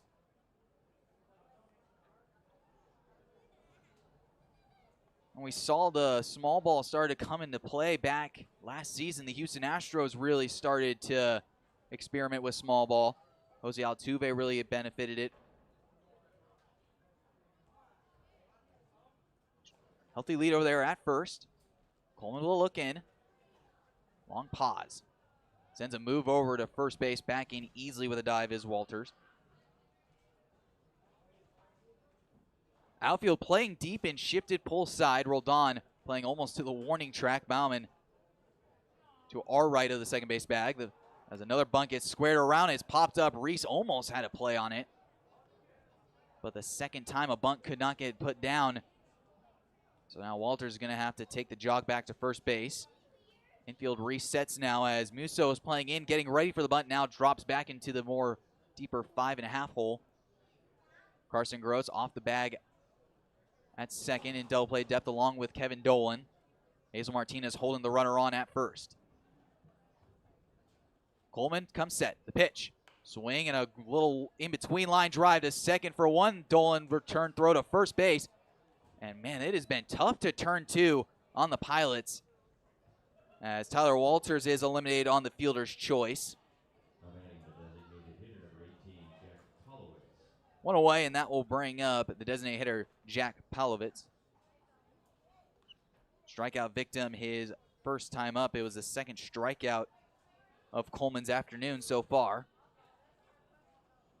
As we see a right-hander starting to get loose for the Doubledays, so it's possible that this is Coleman's last inning of work, depending on that pitch count. Short lead, the first pitch. Slider misses off the plate inside for ball 1, 1-0. 1 run on 4 hits, no errors for the Pilots. Doubledays 4 runs, 7 hits, 1 error.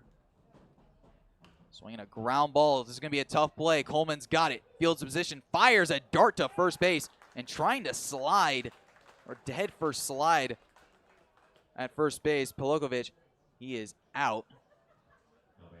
And we've just seen that's the first time I've seen a batter try and dive into first base. Nothing but trouble when you're looking for that. We've seen just so many injuries over the course of careers for guys. Shoulder injuries, breaking fingers. It's just not the safest method. It's also not even the fastest method to get into first base. A little Sports Center Science did an experiment on that as the first pitch fastball misses outside for ball 1, 1-0. Actually do miss those ESPN Sports Science segments back in the day. Looking at second from Coleman, the pitch. Catches the outer edge for a called strike 1, 1-1. I mean, it wasn't a big difference. It wasn't like it's almost a whole half second. It's more milliseconds, but you know, in the grand scheme of things, those milliseconds ultimately turn into you being safe versus you being out. Here's the 1-1. Off the plate away for ball 2, 2-1. Frank Vanzolata, the batter, still hasn't recorded it, or has recorded an official at-bat. Reached on error back in the first inning and then walked in the third. Couple of looks in over at second. Pitch. Swinging a jam shot, sent foul over our heads off the screen. Deuces are wild here in the 5th inning. Doubledays up 3. Coleman gets the ball back, starts to take a walk just around the rubber. He's on that first base side. The left-hander, Vanzolata, comes set. Coleman gets his sign with a nod. He comes set. Little pause, and the right-hander deals. Swinging a line drive. That is going to get down into right, or rather left center field for a base hit. Rounding first, heading for second. The throw from Bauman is not in time. Dolan put a pretty quick tag on the play. Well, regardless, the run comes in to score for Newark. Makes it a 4-2 ball game here in the 5th inning. An RBI single by Frank Vanzolata. He's aboard over at second on the double, rather. With Bauman playing so deep, you kind of were expecting him to maybe test his luck, especially with 2 outs. So aggressive base running as well. Michael Flaherty, the shortstop, now digs in. He's 0 for 2 in this one. Ground out, 2 ground outs, one of those being a fielder's choice. He reached back in the 3rd.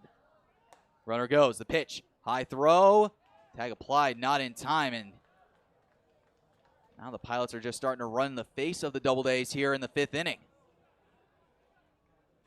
So a stolen base here from Vanzolata, and that's something that we didn't really mention at first, but despite the struggling offense from this Pilots team as a fastball catches the outer edge,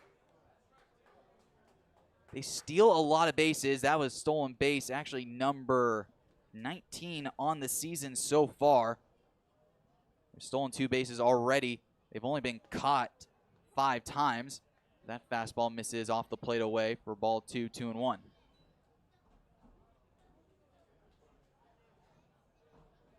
Coleman working out of the windup here with a runner at 3rd. Here's a 2-1. Up and away for ball 3, 3-1. Now the right-hander is starting to get a little more hot in the bullpen for the Doubledays. Long pause. Here comes the 3-1 pitch. Check swing. Called strike anyways, and now the count runs full at 3-2. So a big pitch here in the middle innings, as this could possibly be the last batter that Coleman faces in the ballgame. Comes set, 3-2 pitch. Here it comes. Swing a ground ball, foul. Jumping out of the way is Vanzolata, the runner at 3rd. So we'll try it again at 3-2.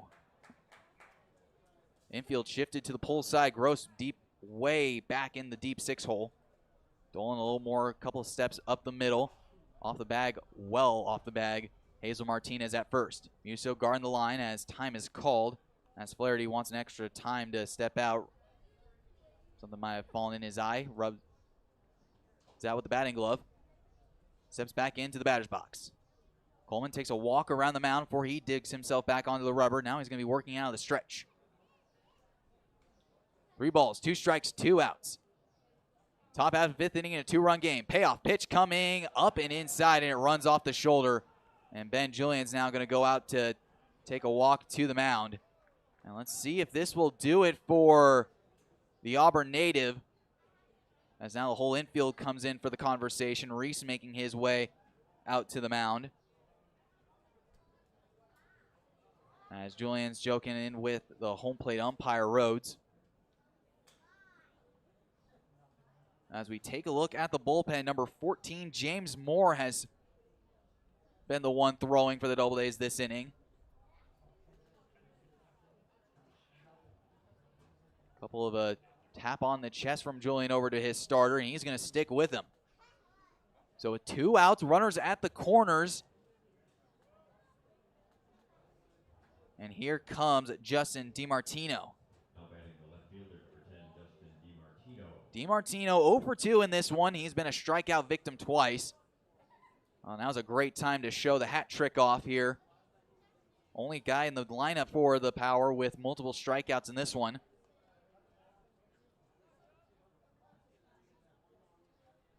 Coleman sitting on 3. As a ground ball up the middle, gets on through past the diving Gross into center field. In to score is Vanzolata. And just like that, the Pilots have just now made this one a 1-run game. It's now 4-3.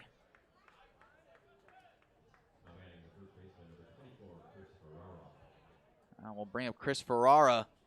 First and second, 2 away. Julian out onto the warning track in front of the dugout. He's just going to stay put. He's still going to go with Coleman here. Big spot in a 1-run game. 2 runs have come in here in the 5th inning. Big right-hander Ferrara set in the box. Couple of looks in at the runner at second who takes his lead, dancing a little bit. And time is called right before Coleman starts his motion. Always a tough scene for a pitcher. As soon as you feel like he's in his rhythm, batter just calls time at the right moment. So we'll try it again. No balls, no strike as the first pitch of the at-bat. As here it comes, a swing, a ground ball to Gross on the backhand. He's got it, sends a short way, wide throw, gets away. Martinez cuts it off. The runner's coming in, the throw to the plate offline. And just like that, the Pilots have tied it here in the 5th inning. Second error of the game for the Doubledays. And Julian is off to go get his starter. And it looked like that was going to be it to end the inning, but now James Moore will take the trip out of the bullpen as Will Coleman's evening is unfortunately finished. He pitched well so far, but here comes Moore out of the bullpen. We'll be right back here with a pitching change here on the Doubleday Sports Network.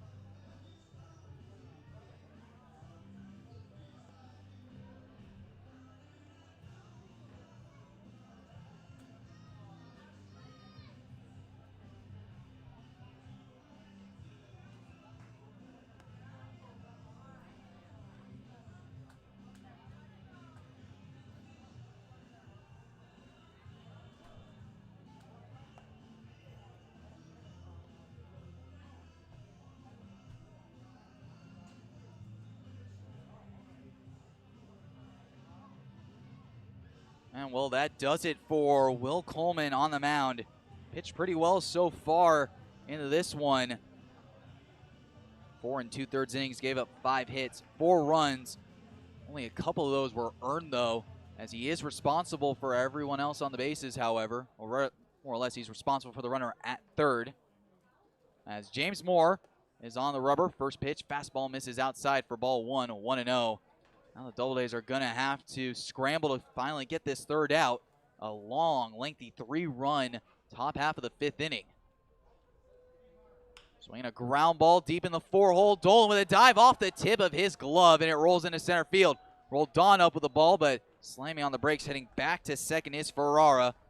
And another run gets tacked on by the Pilots. It's now 5-4. A 4-run 5th inning. And this is one the Doubledays are certainly going to want to reflect on. It's a couple of just bounces the wrong way. A couple of, maybe just some more, couple of just small, tiny mistakes have given the Pilots life. As a ground ball past the glove of Musso into left field, and everyone gets the brakes slammed on. As the throw gets back in on a hop in. Now aggressive bats coming from Newark. They have loaded up the bases here with 2 away. Pressure has continued to be put on by Newark. Bring up Tim Wagner. James Moore looking to get the Doubledays out of the inning here. It's been a long 5th inning as the 9th man to the plate gets put up, and a base hit over the jumping glove of Musso. Sanders up with the ball, throws into the cutoff man. 2 runs come in to score. And Newark adds 2 more across. It's now 7-4 as this inning continues to go from bad to worse for the Doubledays.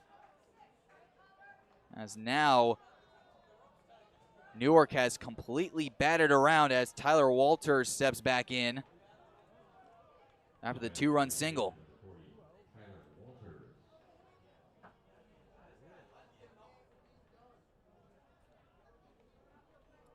Walters led off the inning for the Pilots. Base hit back to begin the things here in the 5th. Swinging a comebacker, barehanded by Moore, throw to first. And this inning finally comes to an end, but not after a rough 6-run 5th inning. Doubledays have to fight back now. They are down 3 going into the bottom half of the 5th. Hey fans, let's give a big welcome to the Doubledays' youngest man, newest man in the park today, just 4 days old. Let's welcome Lucas Eck.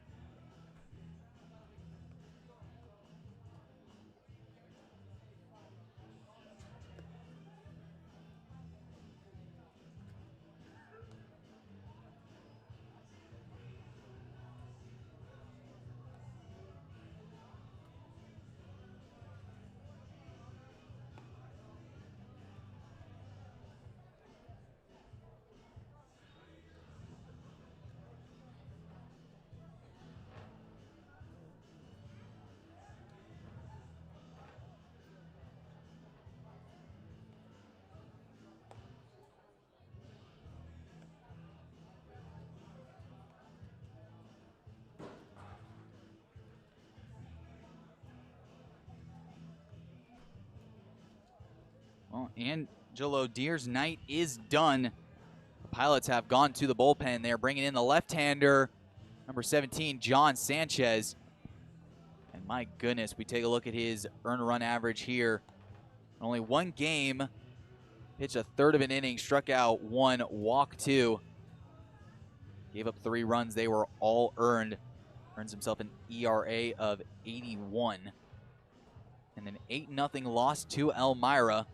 As the Doubledays, they've got a lot of work to do going into the bottom half of the 5th inning. It looked like that inning was going to wrap up neat and tidy without a balloon effect, and then you take 1 blink, you look down, and you look back up, and just like that, 6 runs have been put on the board by the Pilots offense. Mentioned a struggling offense, but anytime you see an aggressive team start to find opportunities, they'll feast.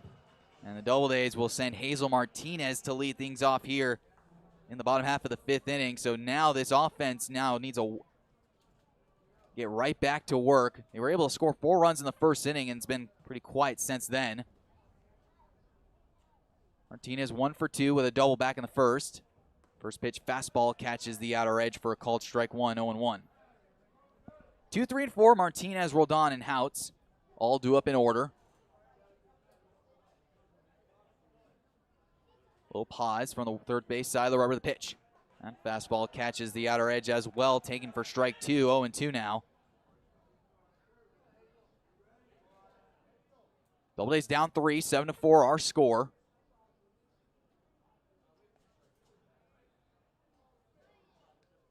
Little pause from the set. Here's the 0-2. Fastball runs upstairs for ball 1, 1-2.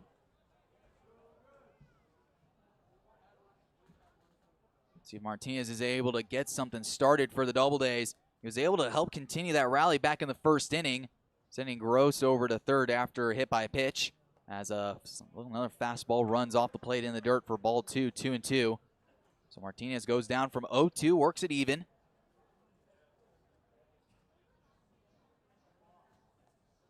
Sanchez rubs the baseball in his left hand, digs back on the rubber. Little pause, the 2-2. Swing and a little ground ball to the first base side. Loveland's got it. And a quick little toss over to first base to Ferrara. And quickly one away for the Doubledays here in the fifth. Now batting the right fielder, number 20, Tommy Roldan.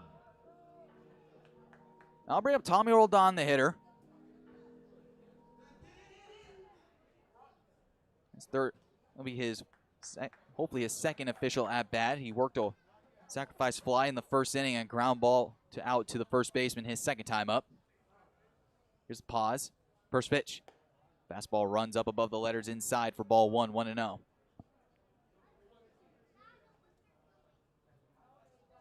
It's me the order for the Doubledays, 3, 4, and 5. Only has one hit between the three batters. Here's the 1-0. Fastball missing upstairs for ball 2, 2-0. Roldan in a good hitter's count. And we've seen him hit lefties just fine. Normally you see some left-handed bats struggle against their same side arm. Roldan doesn't really matter for him. Big open hole up the middle with the second baseman Loveland playing deep in the 4-hole as fastball catches the outside corner for a called strike 1, 2-1.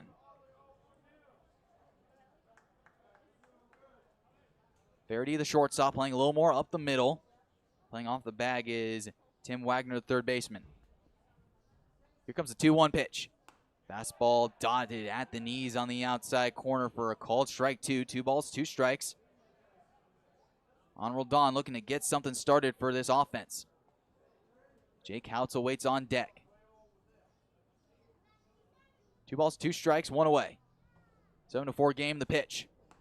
Taken on the outside corner for a called third strike. Roldan shaking his head. A little hesitant to head back to the third base dugout. And now with 2 away, that will bring up Jake Houtz. So first strikeout recorded by Sanchez.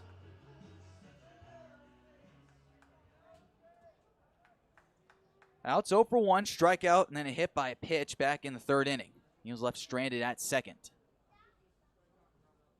First pitch he sees from the left-hander. Downstairs low for ball 1, 1-0.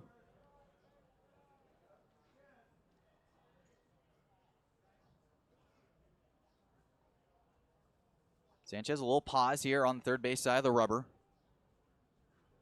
Delivers the 1-0. That fastball runs off the plate away. A little arm side run for ball 2, 2-0. No one warming up in the Doubledays bullpen. No one warming up in the Pilots bullpen. Looks like James Moore might go out for another inning of work. Good hitters count for Houtz at 2-0. Here's the pitch on the way. Fastball runs off the plate high for ball 3, 3-0 now. For the sake of trying to get base runners, Houtz was probably going to get the red light here from Julian. See if they can work out something with 2 away. Christian Bauman, the batter on deck, would love to get him hot and going again. Here's 3-0. That fastball's taken all the way for a called strike, 3-1. Time to go to work here. Infield playing deep and pretty much onto the outfield grass all the way around, except for the first baseman, Ferrara. Playing even with the bag at first. Here's 3-1. Swing and a high fly ball cracked out to left center field. Going back the center fielder. He's there to make the catch, and that will retire the side. Well, the Doubledays can't get anything rolling in the bottom half of the 5th inning. They're down 7-4.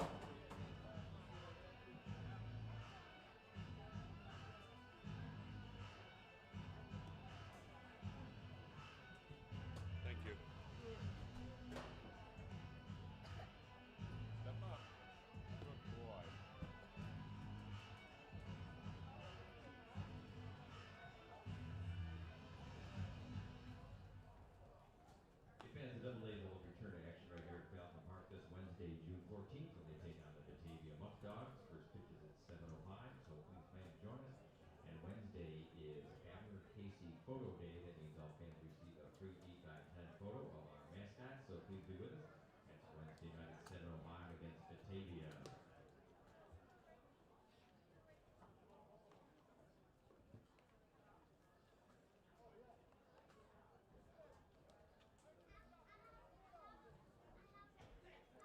Top half of the sixth inning here inside Falcon Park, and the air has kind of been let go in this one by the home crowd.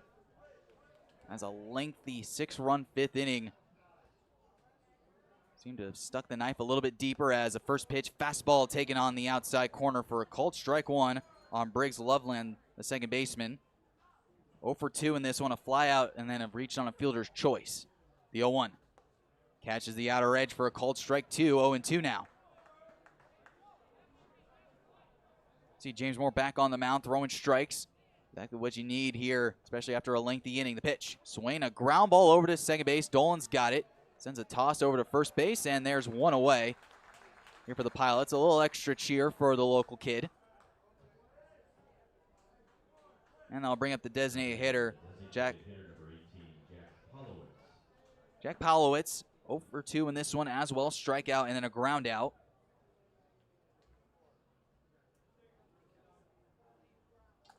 Moore back on the mound. First pitch. Sitting upstairs for ball 1, 1-0. Look at the scoreboard around the rest of the league as well. A little update. Still 2-0 our score in Elmira as a foul ball sent out to the first base side. Still on the top. Still waiting for any word from the Geneva Red Wings and the Batavia Muck Dogs. Swing and a miss. A good breaking ball swung on through. Counts at a ball and 2 strikes now. Pitch. Check swing. Should have been called a strike regardless. Looks like it caught a little bit of the inside corner. Just misses inside, according to the man in charge. Moore set at the belt. Here's the 2-2. Taken for strike 3. First strikeout of the afternoon for James Moore. Quickly 2 are away for the Pilots, and now flip the order back to the top for the center fielder, Frank Benzolata.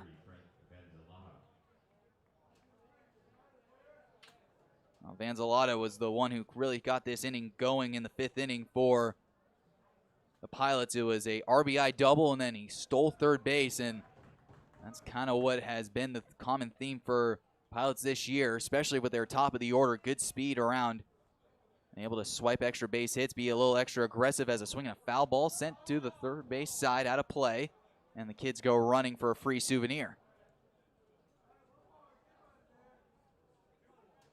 No balls and 2 strikes on the leadoff hitter. Pitch from Moore. Ooh, looked pretty good on the inside corner. Misses just a little off and maybe even a little high. Emil Sanders has started to move in shallow in left field, trying to take away any slicing ball. And if it is falling in for a base hit, try to keep him to first base. Pitch. Taken on the outside corner. Ooh, it looked pretty good, but just missed off the plate away. Count evened up at 2 balls and 2 strikes. Moore quickly up with the baseball. Leans in to get his sign from Reese. Comes set. Here's the 2-2 pitch on the way. Swing and a miss. Never mind. Foul ball. Just barely ticked it back to the backstop. So we'll try it again at 2-2.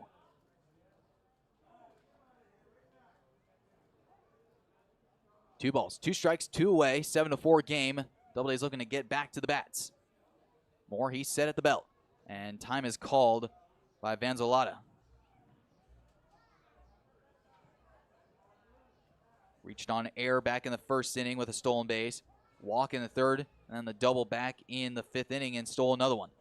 Here's the 2-2 pitch coming from Moore. Swinging a foul ball right back our direction. Hits the top of the awning and spits the baseball right back to the home plate umpire.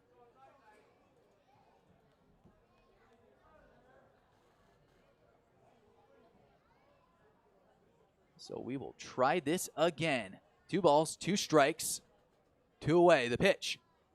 Swinging a ground ball over to Musso at 3rd. He's got it. Sets his feet, fires across the diamond, and that will end the inning. A clean 1-2-3 for the Pilots in the 6th inning. We'll head off to the bottom half with our score. The Doubledays still trailing 4-7. Hey fans, Hope is out on the concourse down the left field line, and she has a handful of tickets to give away for Wednesday night's game.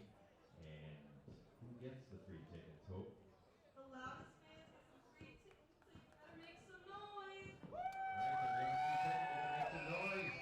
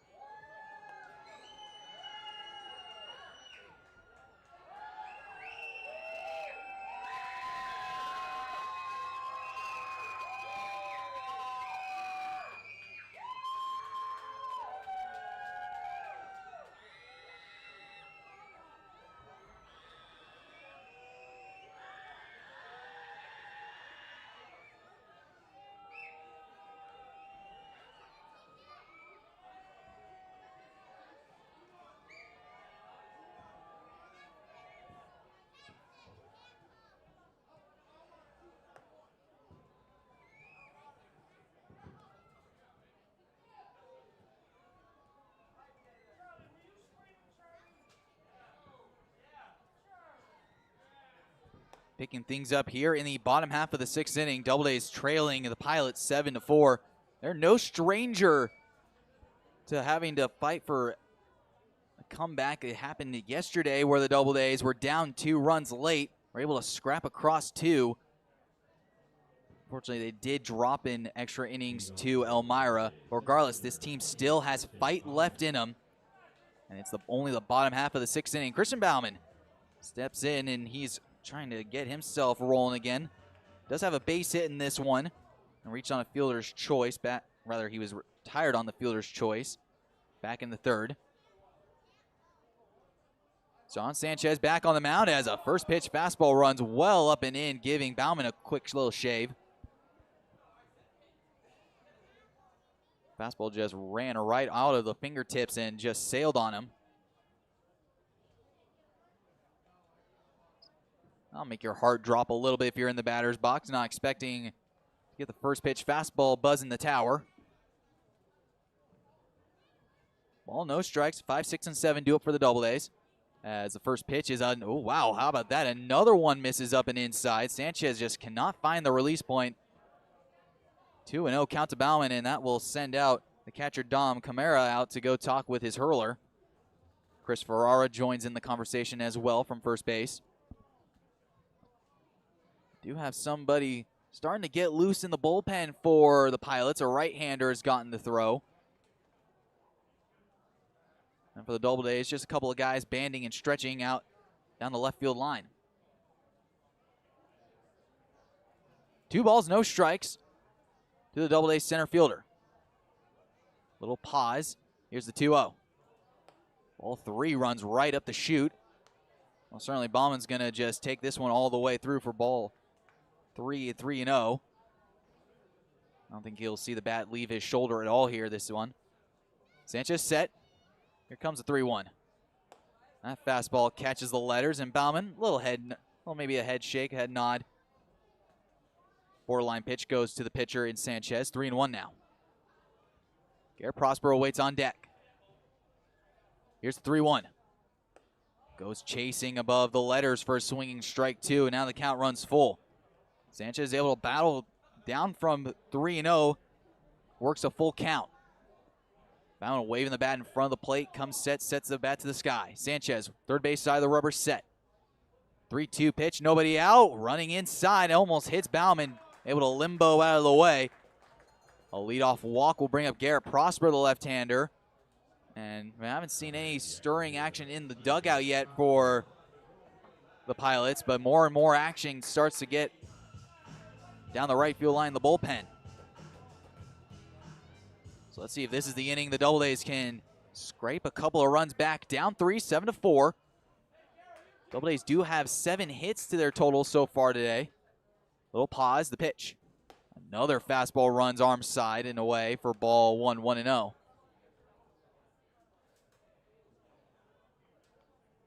Bauman, short lead over there at first base. A little walking with the left-hander pitching on the mound. Prosper Still crown the plate, the pitch. Fastball misses up above the letters for ball 2, 2-0. Let's see what happens here on 2-0. If Prosper will pull the trigger. Open hole on that right side of the infield with Loveland pinching the middle and Ferreira holding the runner on. Here's the pitch. Taken over the outside corner for a called strike 1. Sanchez able to work himself back into the count.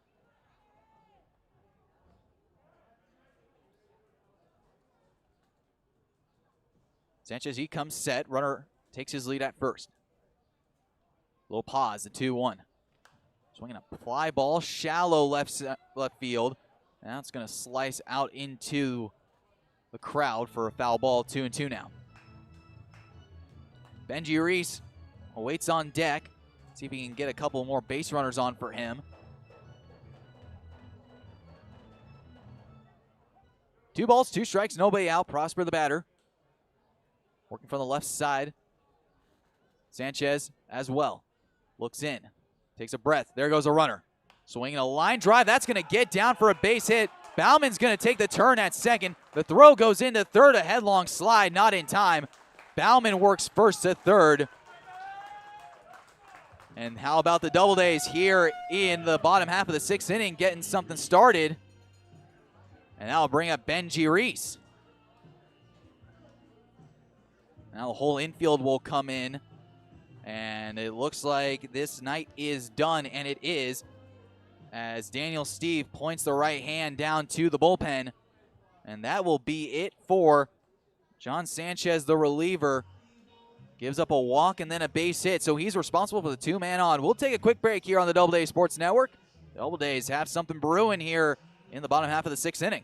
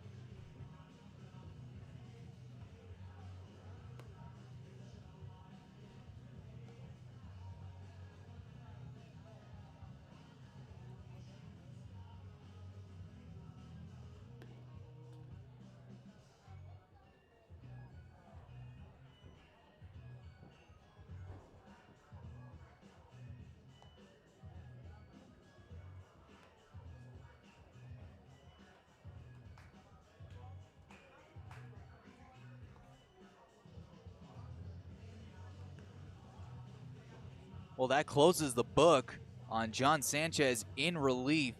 He's responsible for the 2-man on base, and Christian Bauman and Garrett Prosper. As we have a new pitcher coming in. It's the right-hander, really tall, lanky right-hander, Brantley Griggs from Savannah, Georgia, making his way back to Falcon Park. Goes to Cayuga Community College. So far this year, he's pitched in 2 games, 1 in Elmira and 1 at home in Jamestown. Both of those were 8-0 and 9-0 losses. The one against Jamestown pitched 2 innings, and one against Elmira pitched 1 inning. Pitched 3 innings so far, 5 strikeouts, 2 walks, 2 hits, ERA of 3 on the dot. Opponents hitting so far $167 off the right-hander. As the first pitch, fastball is cut on and missed by Benji Reese. 0-1. Well, you don't have to get everything back at once, but you certainly need to find a way to get Prosper in from first base, as the 0-1 is a fastball that misses outside for ball 1, 1-1.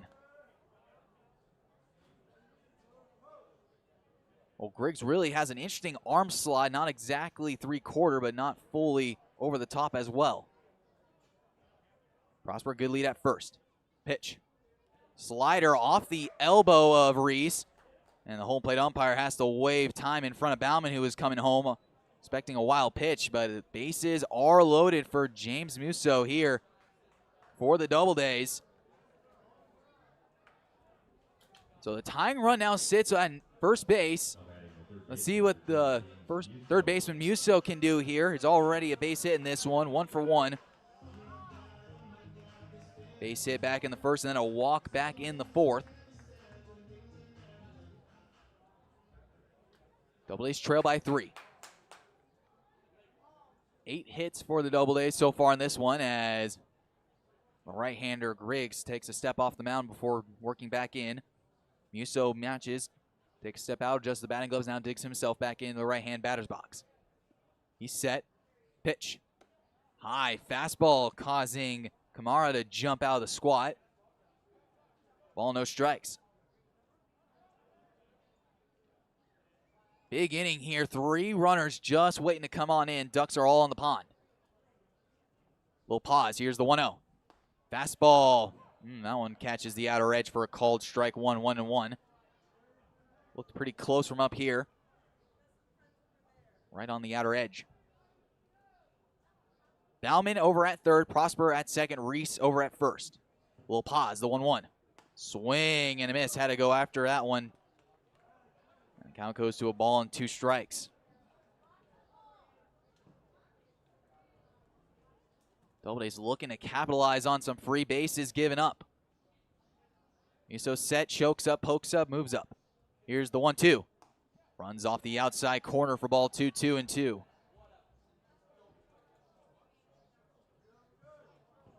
Corners playing in for the Pilots. Braga and Wagner both in front of the bases onto the infield turf. Little pause. The 2-2. Swing and a miss. A wipeout fastball off the outer edge. 1 away. That'll bring up Kevin Dolan. Big spot here for the hometown kid. Let's see if he can deliver here as he gets a nice little applause as he walks up to the plate. Bases all loaded. Bottom of the 6th inning. First pitch to Dolan. Fastball wipes out off the plate away for ball 1, 1-0.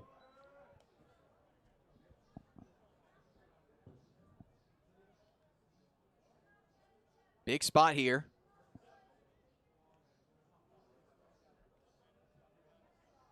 Little pause. Here's the 1-0. That one's taken on the outer edge for a called strike on Dolan. Takes a breath before shaking out the shoulders. Works the bat back and forth before holding it up straight off the shoulder.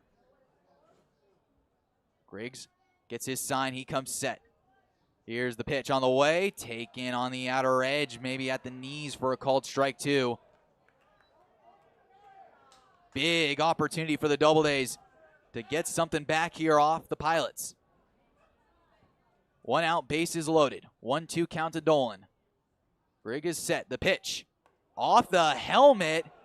And that's one way to work in a run on a slider. So right off the helmet of Kevin Dolan, backs him up. As Christian Bauman is in to score, it's now a 7-5 ball game. As here comes the manager, Daniel Steve, out to go talk with the home plate umpire, Darius Rhodes, asking if that ball may have even hit the bat of Dolan, but it didn't sound like bat. It sounded like the wood, it sounded all like plastic.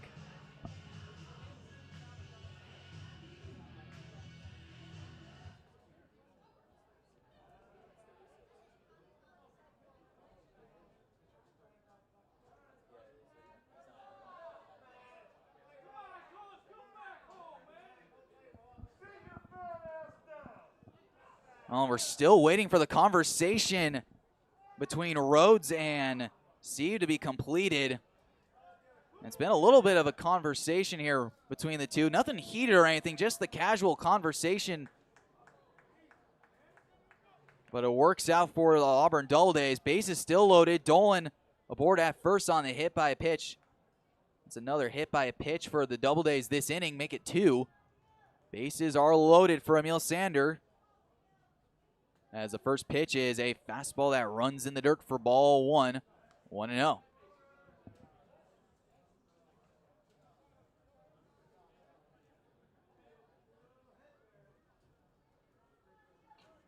Well, pause at the belt. Pitch on the way, 1-0. Whoa, it looked like Rhodes was going to call strike one on that. Instead, he pulled the trigger back, and it's 2-0. Two-run game, 7-5 our score. Tying run now just sits on at second. Here's the pitch. Another fastball misses off the plate away, and now Sanders looks at a 3-0 count. Crowd really starting to get into it now here in the middle innings. 3-0 red light most certainly is going to be on for Sander. Right-hander's been quite wild so far this inning. Does have a strikeout recorded. Comes set the pitch. That one's taken on the outer edge for a called strike one at 3-1.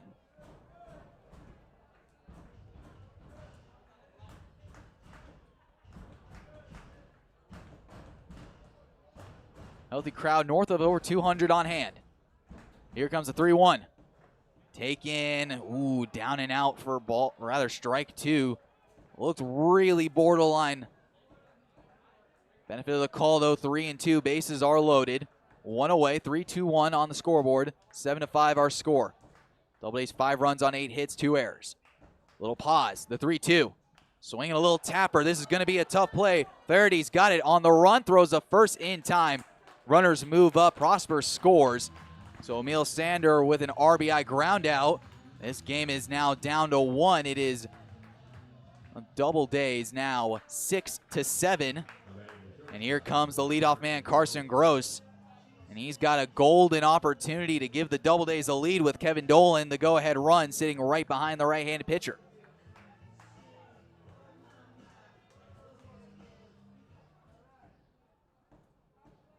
Little pause. First pitch.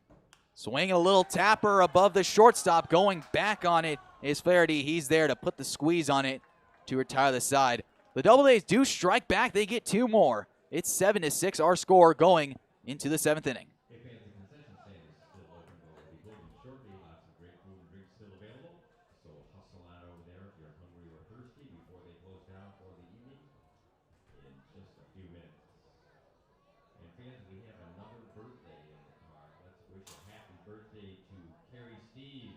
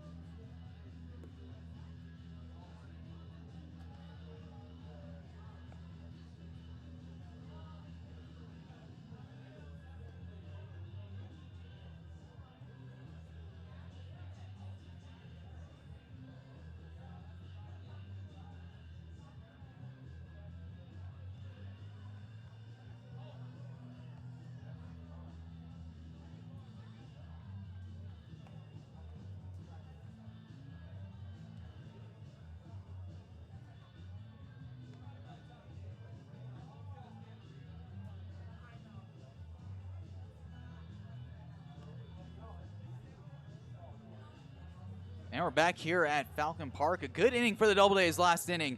They're able to scratch 2 back. They're only down 1 over the Newark Pilots, as it'll be the top of the order still. Michael Flaherty, Justin DiMartino, and Chris Ferrara. 2, 3, and 4 due up for Newark.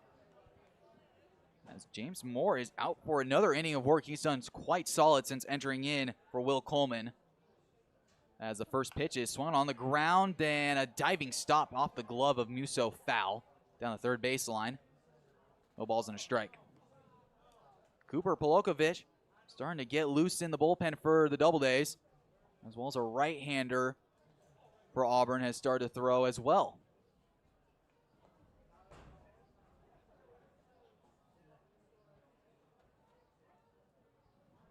like Michael Woolley's starting to get loose in the bullpen. Could be a defensive replacement at some point as first pitch misses, rather the 0-1 misses downstairs for ball 1-1-1.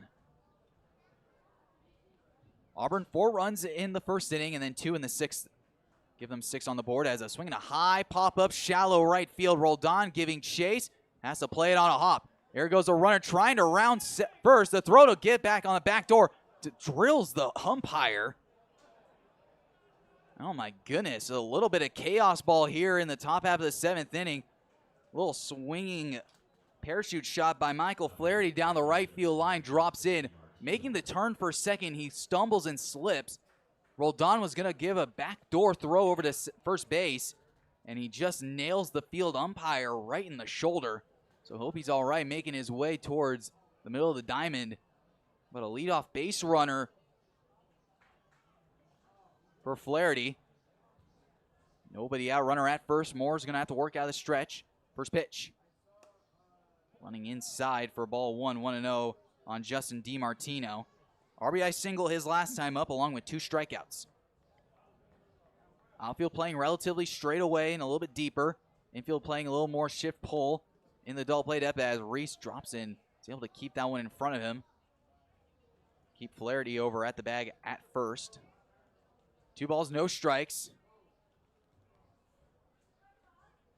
For the Pilots offense, top 7. 1 run in the first, and then they scored 6 in the 5th. Pitch. Man, don't really know where that fastball quite missed, as that one looked like a strike last inning. Now James Moore has to battle back down 3-0. Pause at the chest. Here's the pitch on the way. Well, rinse and repeat on the fastball. It looked like it was in the same spot. That one called for a strike. 3-1 now. Some more work to do on offense for Auburn as swing and a miss. Comes up empty on a good fastball inside. Now the count runs full at 3-2. Well, but for Auburn, they're going to need to hold this one right where it's at and then get back to the sticks in the bottom half of the 7th inning. Pitch on the way. Swing and a pop-up on the infield. Who wants it? Hazel Martinez calls everybody off. He finds the baseball, puts it away. And there's out number 1. That'll bring up Chris Ferrara. Now batting the first baseman, number 24, Chris Ferrara. Well, now is exactly where you want that tailor-made double play here. Nice little ground ball to Carson, if you will. James Moore's first pitch. In the dirt, bounces. Good stop by Reese, keeping the runner at bay at first. 6:08 local time here in Auburn. Hope you're enjoying a nice little Sunday wherever you may be, either on the West Coast or on the East Coast, if you're just 5 minutes away. Pitch. Fastball inside, a little bit exaggerated on the turn away from Ferrara. Regardless, 2 balls, no strikes. Moore with a pause. Big steal as a swing and a line drive right to Gross. Off the tip of his glove, it ticks away and it rolls into the alley. Bauman's up with the ball. The throw goes into third, and it will be cut off. The throw to second to Dolan. Not in time. A little extra help on a double. And man, oh man, just a couple of little breaks here for the Pilots, and they've got runners in scoring position here with 1 away. And Ben Julian's off to the mound, and let's see if they will go to the bullpen here. And yes, they will. The left-hand arm goes up from Ben Julian. And so we'll see a new pitcher. We'll tell you more about it when we come back here on the Doubledays Sports Network.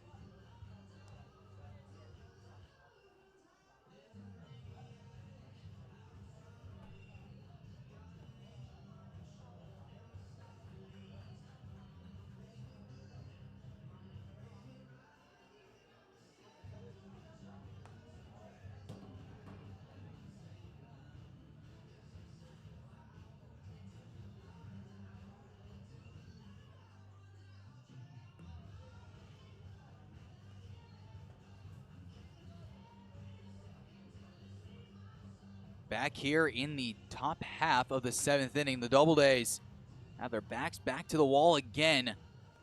Down a run, but they need a really big outing here from the local kid. Cooper Polokovic back on the mound. He's only pitched in 1 game so far this season. Now he's back on the home opener. Went 4 innings, struck out 5, and gave up 5 hits. 5 runs, they were all earned. Faced 17 batters. As the first pitch is a fastball that catches the inside corner for a called strike 1 on Chris Ferrara. We'll check that on Jack Araconi. 1 out, 2nd and 3rd are the Pilots. Pitch. Check swing. Musso looks the runner back to 3rd. The throw to 1st is in time. Hazel Martinez runs it back into his left-hander. And Benji Reese is going to go out and talk with him really quick as see Dom Camara making his way to the right-hand batter's box.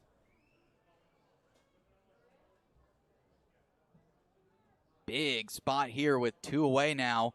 2nd and 3rd. A little insurance waiting on the bases for the Pilots. Polokovic set the chest, first pitch. Swing and a pop-up on the infield. Who wants it? James Musso or Carson Gross? It's going to be Musso who calls everyone off, puts the squeeze on it, and a big, big sigh of relief as the trouble is escaped. We'll now go to the bottom half of the 7th inning. Stretch time here at Auburn. They're down 1, needing a little bit of a rally. It's 7-6 our score.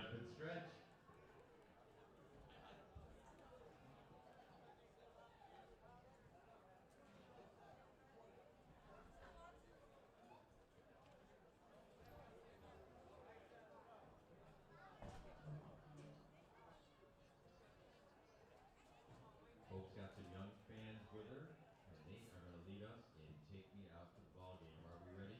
Are our singers ready? Are you ready?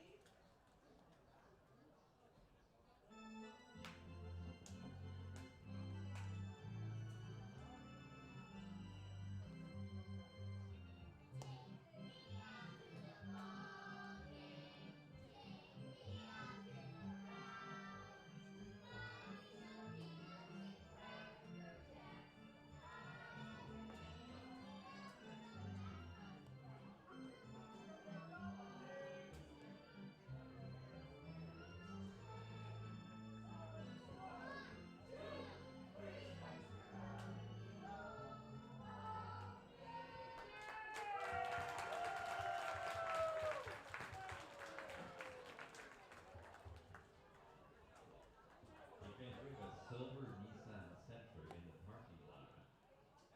License plate HYD8201. Your car is running and there's nobody in it. So if you have a silver Nissan Sentra HYD8201, you should go out and shut off your engine. And we're back out to work here in the bottom half of the 7th inning. Take Me Out to the Ball Game has been sung as Hazel Martinez makes his way to the left-hand batter's box. Doubledays really going to need to work here. Last 9 outs of this one, back 3rd of the ball game. Down 1 run, 7-6 our score. Doubledays were able to work a couple of runs back in the last inning. Left the tying run and go-ahead run on base.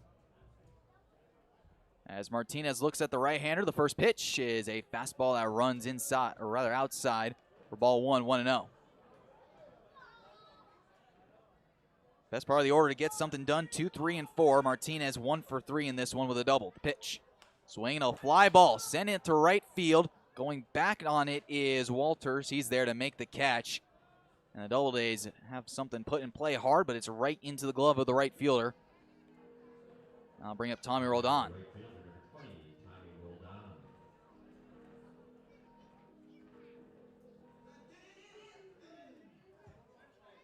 One away for the Doubledays right fielder. No hits in this one so far. Does have a run driving in as a ground ball hit hard to Ferrara. He's there on a slide, and he takes it himself back to the bag. So the Doubledays quickly retire 2. Now bring up Jake Houts. Houts hit a loud fly out to center field. His first time, or rather his last time up.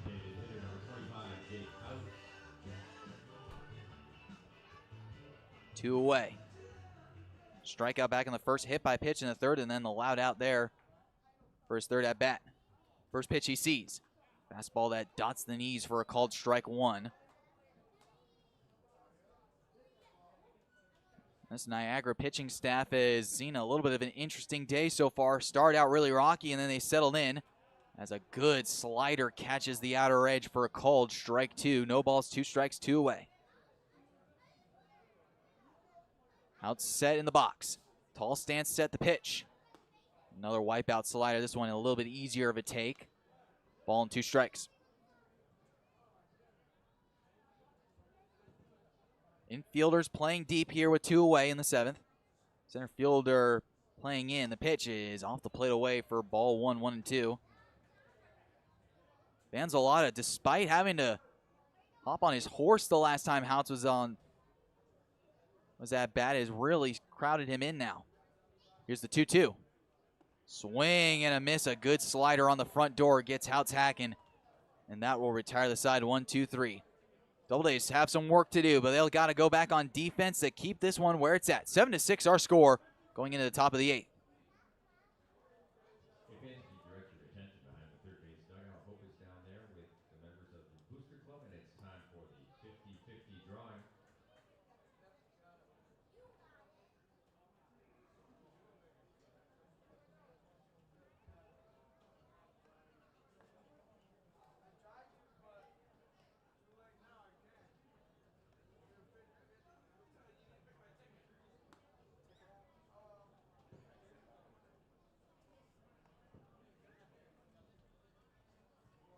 Pitcher Jack Conley will draw the winning ticket.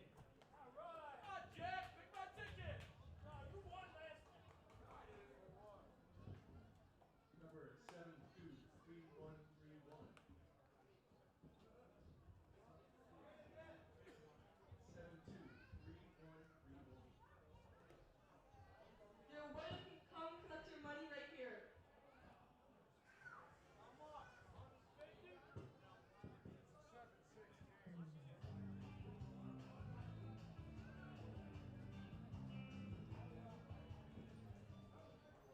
And we're picking things up here in the top half of the 8th inning. Doubledays currently trailing the Pilots 7-6 here. As it'll be the bottom part of the order, Tim Wagner to lead things off for the Pilots as a first pitch fastball missing outside for ball 1, 1-0.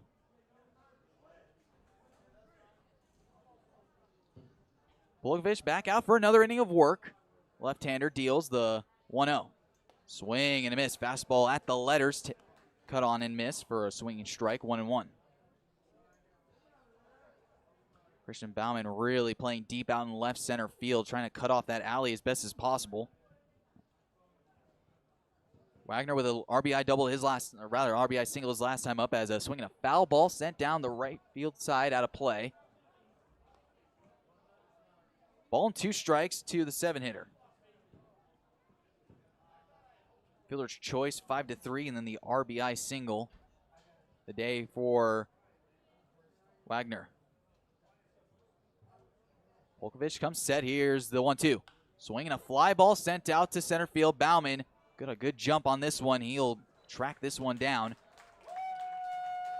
Making the catch in shallow right center field for 1 away. Now bring up Tyler Walters, the right fielder. Now batting the right fielder, number 40, Tyler Walters. Walters batted twice in that lengthy 5th inning. A couple of hits in this one so far. First pitch. Breaking ball just misses the outside corner for ball 1, 1-0. No one really getting loose for the Doubledays in their bullpen. Power have a couple of right-handers starting to stretch and toss as the 1-0 is in there for a called strike, 1-1.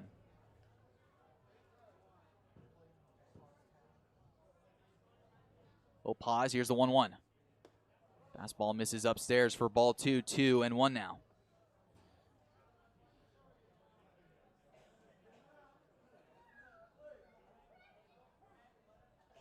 Time is called as Walters takes a step out.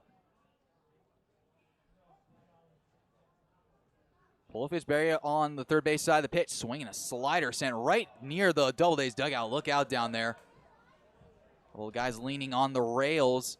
How to watch their lunch. We're at bottom of the 7th inning from Dunn Field, where we just were last night. Jamestown currently with a 3-0 lead over the Pioneers. The Geneva Red Wings have a 2-0 lead in the top of the 5th over the Batavia Muck Dogs. As the pitch on the way, swing and a line drive softly hit over to Hazel Martinez. He's got it. Puts the squeeze on it, 2 away, and that will bring up Briggs Loveland. The second baseman, number 12, Briggs Loveland. Loveland 0 for 3 in this one. Fly out to center his first time up. Fielder's choice, and then a ground out to the second baseman. Swing and a miss. Good fastball on the outer edge on the lefty-lefty matchup.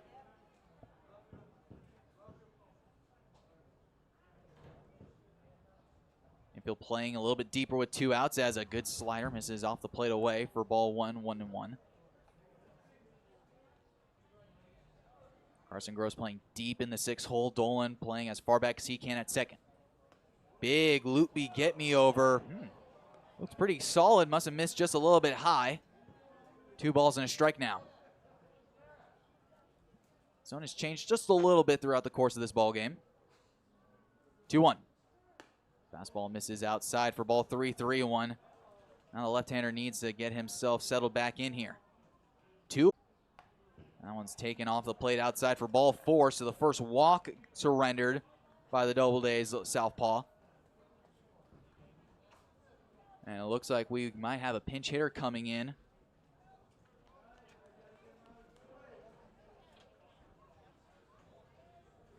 Pinch hitting for Newark, number 9, Gage Boatman.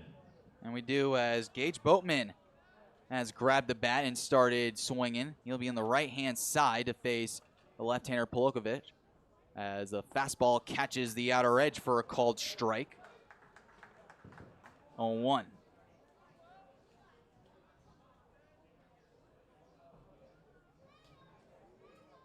We'll pause, set the ear. The 0-1. Good breaking ball. His ball club. Runs in the first inning for both sides, and then a lot of goose eggs left until the 5th. 1-1. Check swing, sends a foul ball back to the screen. Ball and 2 strikes now. 2 outs with a runner on at first base. 1-run ball game, 7-6. Pilots 7 runs on 11 hits, no errors. Doubledays 6 runs on 8 hits, 2 errors.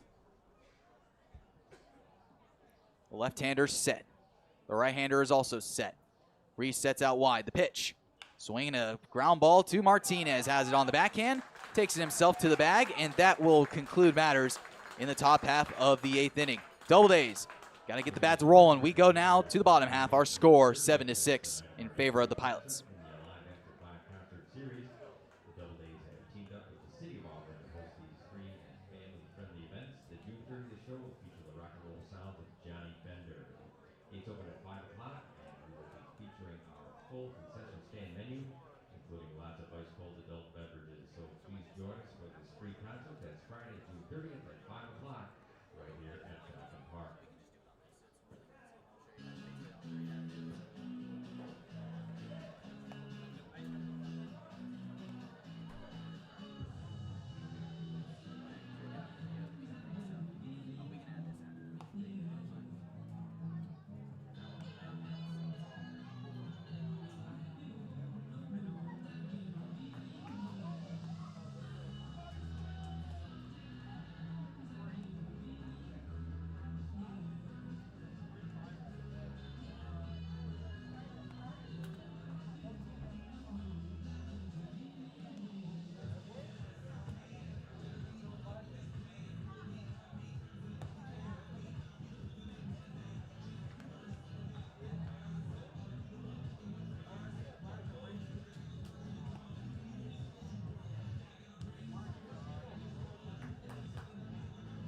Picking things up here in the bottom half of the 8th inning. Doubledays have them meet their order 5, 6, and 7. Christian Bauman, Garrett Prosper, and Benji Reese have been the run producers so far this afternoon.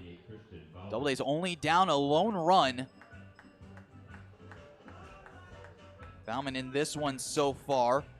1 for 2. Base hit, fielder's choice. And then walked later, came around to score.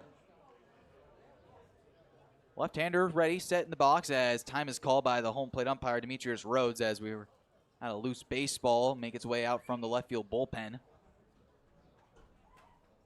So a reset of play here. Right-hander back on the rubber. Bauman, the left-hander, set in the box. Infield shifted around a little bit to the pull side. Third baseman and Wagner playing in on the grass. Pitch. Slider backs up on him, misses outside for ball 1.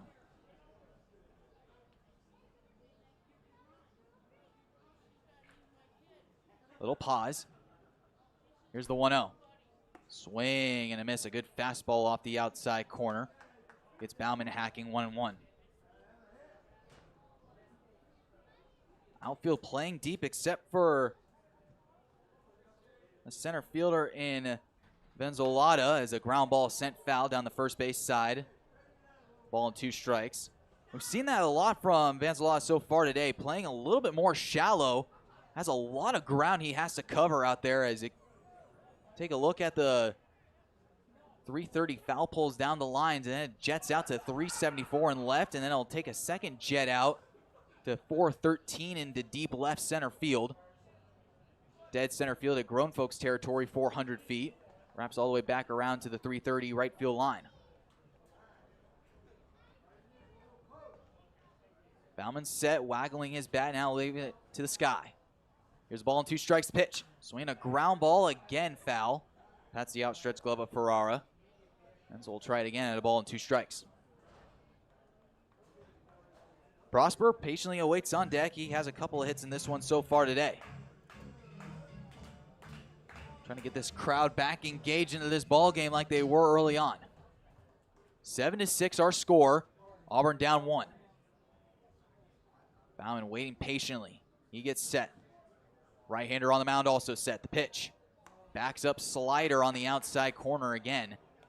2 balls and 2 strikes. Has been able to whip that slider on the back door like he's wanting to. Makes it an easy take, especially for the left-handers. 2 balls, 2 strikes, nobody out. The pitch to Bauman. Inside off the home plate umpire Rhodes' foot. And the count has been worked full to Bauman. A good person to have on first base. Is a quite aggressive base runner. Already has a stolen base so far this season. Actually taking off when Prosper got his single, was able to work first to third. Here's the 3-2 pitch. Taken inside for ball 4. Bauman second, walking a little bit of a jump from the pitcher. It looked like he thought he should have had a front door fastball called for strike 3. Now the Doubledays have the leadoff man on, the tying run sitting at first base here in the 8th. Mentioned Prosper 2 for 2 in this one with a walk back in the 3rd inning. Big hole in that right side with Ferrara holding the runner on. And Lovelady playing the second base bag closely. First pitch, fastball misses up and away for ball 1, 1-0. Seen him have some troubles with left-handed bats. That slider not whipping around the back door, and a little wild with the fastball too. A lot of late arm side run. Dancing off first is Bauman. Long pause. Here's the 1-0. Swing and a pop-up on the infield. Wagner giving a look at it. It's coming back, and has to collect himself before finding the baseball. So Prosper retired on the pop out. I'll bring up Benji Reese. Reese, our pick to click earlier, provided us with the double back in the 1st inning. Was able to score 2 on that play. A fly out and then a hit by a pitch. He later came around to score as well. First pitch slider missing upstairs for ball 1, 1-0. Nothing going on in the Newark bullpen. Doubledays have a right-hander getting loose. Pause the pitch. Swinging a foul ball sent right back to the screen. Count evens up at 1.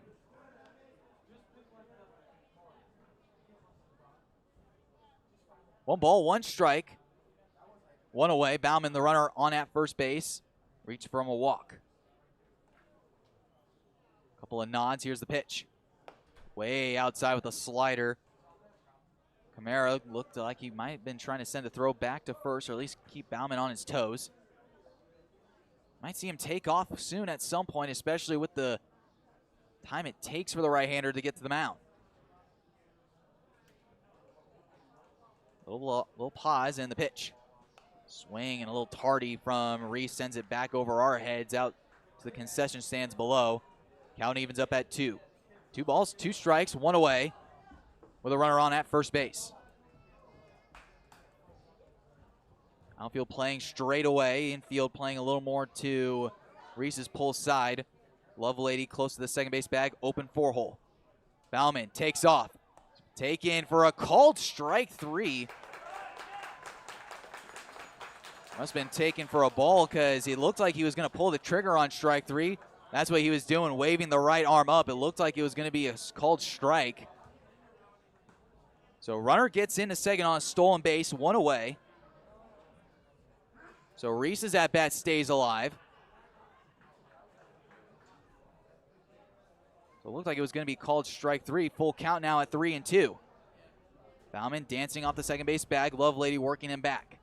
Tying run sits just behind the pitcher at second base, and Bauman just showed why on the stolen base. He's got pretty good speed. Haven't seen these outfield arms throw really yet, so we don't know who's a red light, who's a green light. Reese set in the box. Bauman dancing off the bag at second. The pitch. Swing and a foul ball sent out of play. 3 balls and 2 strikes with 1 away. Bobby Stang has grabbed a bat and he's loosening up on the on-deck circle. A lot of power waiting on deck. Reese, good swinger at the belly.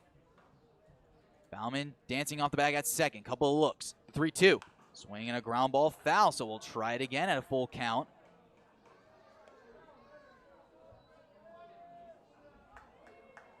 One away for the Doubledays here in the bottom half of the 8th inning. Prosper out on the pop out. Bauman reached first on the stolen base. Stole second early in the at-bat. Right-hander ready. Here's the 3-2 pitch on the way, and a really good frisbee of a slider catches the front door. And now there are 2 away here, as here comes Bobby Stang to pinch hit for the Doubledays.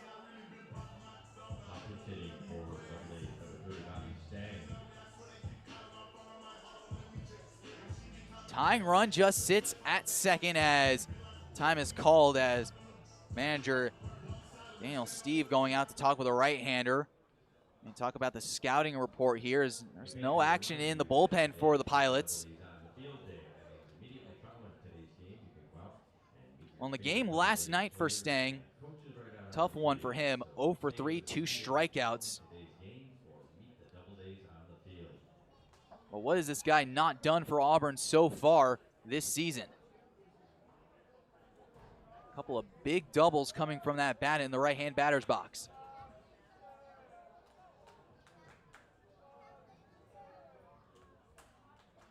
Crowd trying to get into it here. Tying run sits at second. 2 away, bottom half of the 8th inning. Bauman the runner at second. Bobby Stang the pinch hitter hitting for James Musso. A right-hander out of Georgia Southern University, as the first pitch is taken for ball 1, 1-0.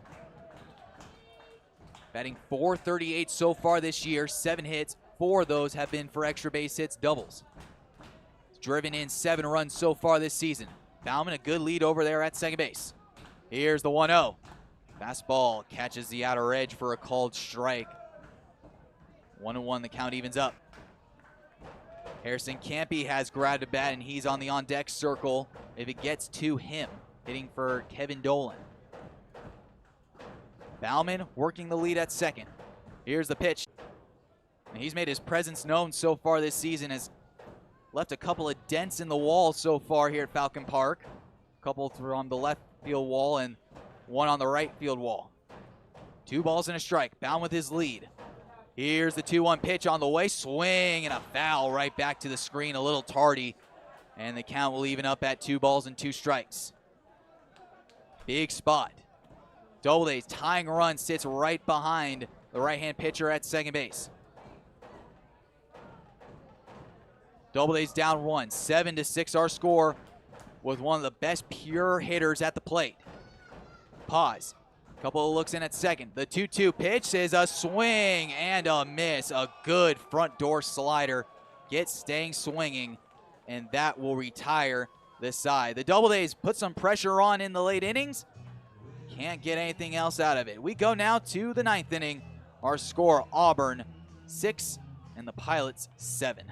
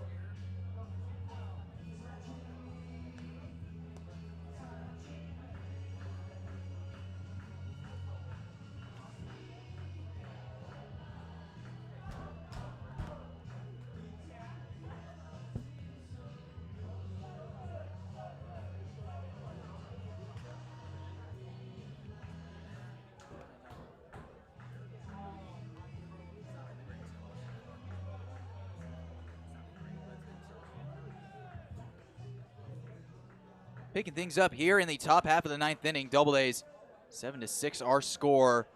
Lead for the Pilots. Igor Polokovic out for another inning of work, and he needs to keep this game right where it's at. Give the Doubledays an opportunity to see if they can scrap a walk-off win of their own. As we go back to the top of the order, Frank Vanzalata sees a first pitch fastball missing upstairs for ball 1, 1-0. Reached on error, stolen base, a walk, RBI double, stolen base, and a ground out, and now a hit by a pitch as the curveball can't snap to the front door. So speed is aboard over at first base. That will bring up Michael Flaherty, the shortstop. So now Polokovic is going to have to work around a leadoff hit by a pitch, and now he's going to have to work on controlling the running game, as that's all Newark's been able to do so far, just run right in the face of Auburn. Doubledays has just had no stop for it as a first pitch pick over. Back to the bag standing is Vanzalata. Bounces right back out to a healthy lead despite the left-hander. Pitch. Swing and a foul sent out towards the right field side. No balls and a strike to the Newark shortstop. One hit in this one so far, hit by a pitch in the 5th, reached on a fielder's choice in the 3rd, and then a ground out to the shortstop. His first time up, squares around a bunt, pops it up, but it is foul. As Michael Woolley has taken over at third base for Auburn.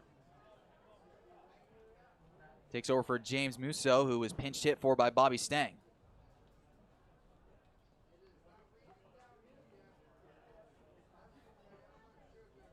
Well, Ben Julian going to his bench to see if he can get this Doubledays some life, as a fastball looks like a modified pitch out. Upstairs for ball 2, 2-2. Check that, make it a 1-2 count. That's flashed by a home plate umpire. Vanzalata with a lead at first. Works it out to a little more than above average, and another throw over by Polokovic.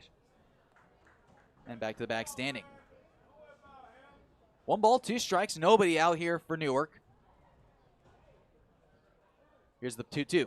Right, the 1-2 is sent in the air to deep left field, wind blowing in. Sanders onto the warning track, and he makes the catch for a loud out number 1. In a lot more places, that ball might be sailing over the yard. Instead, here in Falcon Park, the wind will knock that ball down, and it's just 1 fly out. I'll bring up Justin DiMartino, couple of strikeouts, an RBI single, and a ground out back to the pitcher. We'll pause the pitch. Swing and a foul ball right off the shin, maybe off the chest protector of Benji Reese. Gives a thumbs up to the dugout.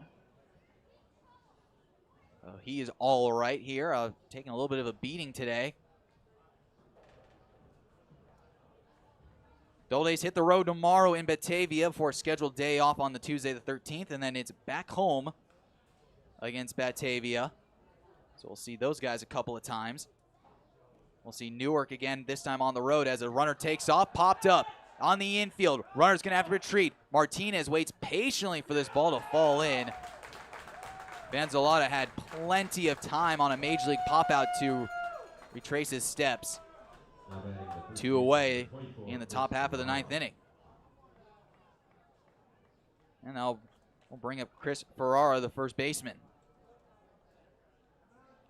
Had a double back in the 7th inning. He was left stranded at second base. Left-hander set.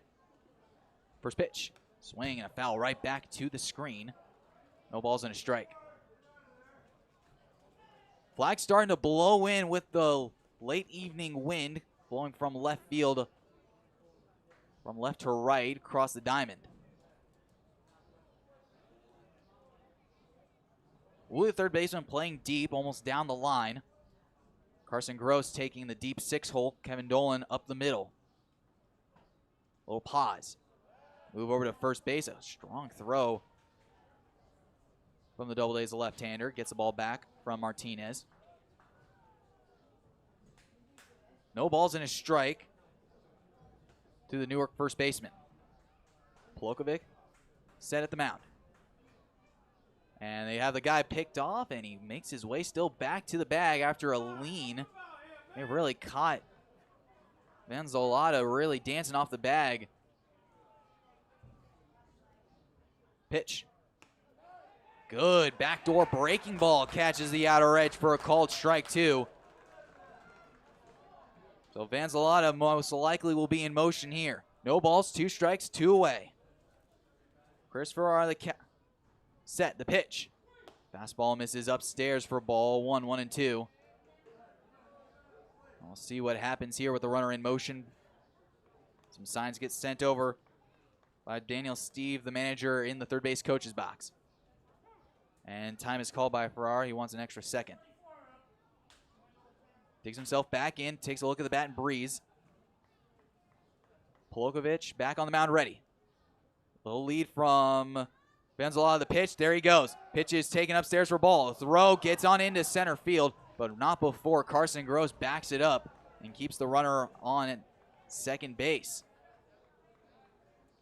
Runner in scoring position here with 2 away. 2 balls, 2 strikes, 2 outs.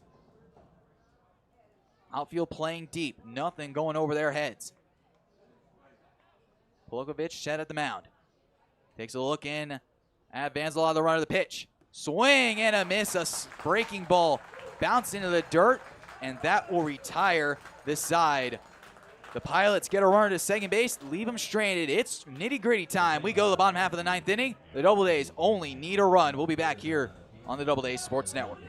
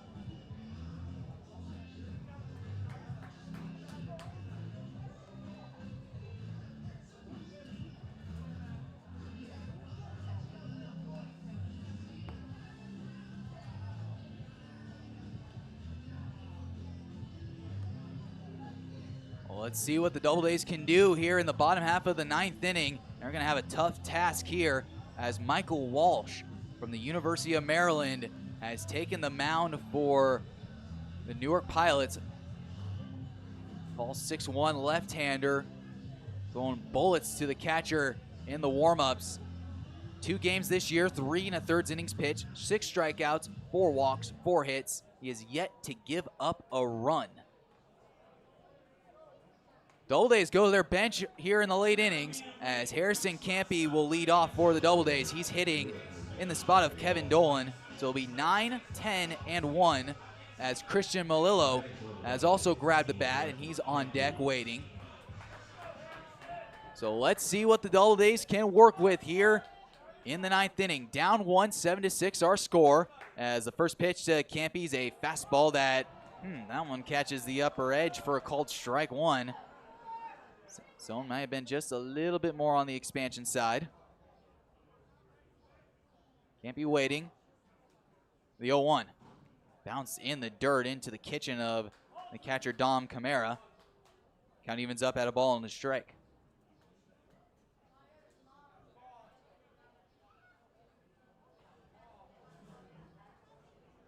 Campy set in the right-hand batter's box, waving the gray bat over his head. The pitch. Fastball runs upstairs for ball 2.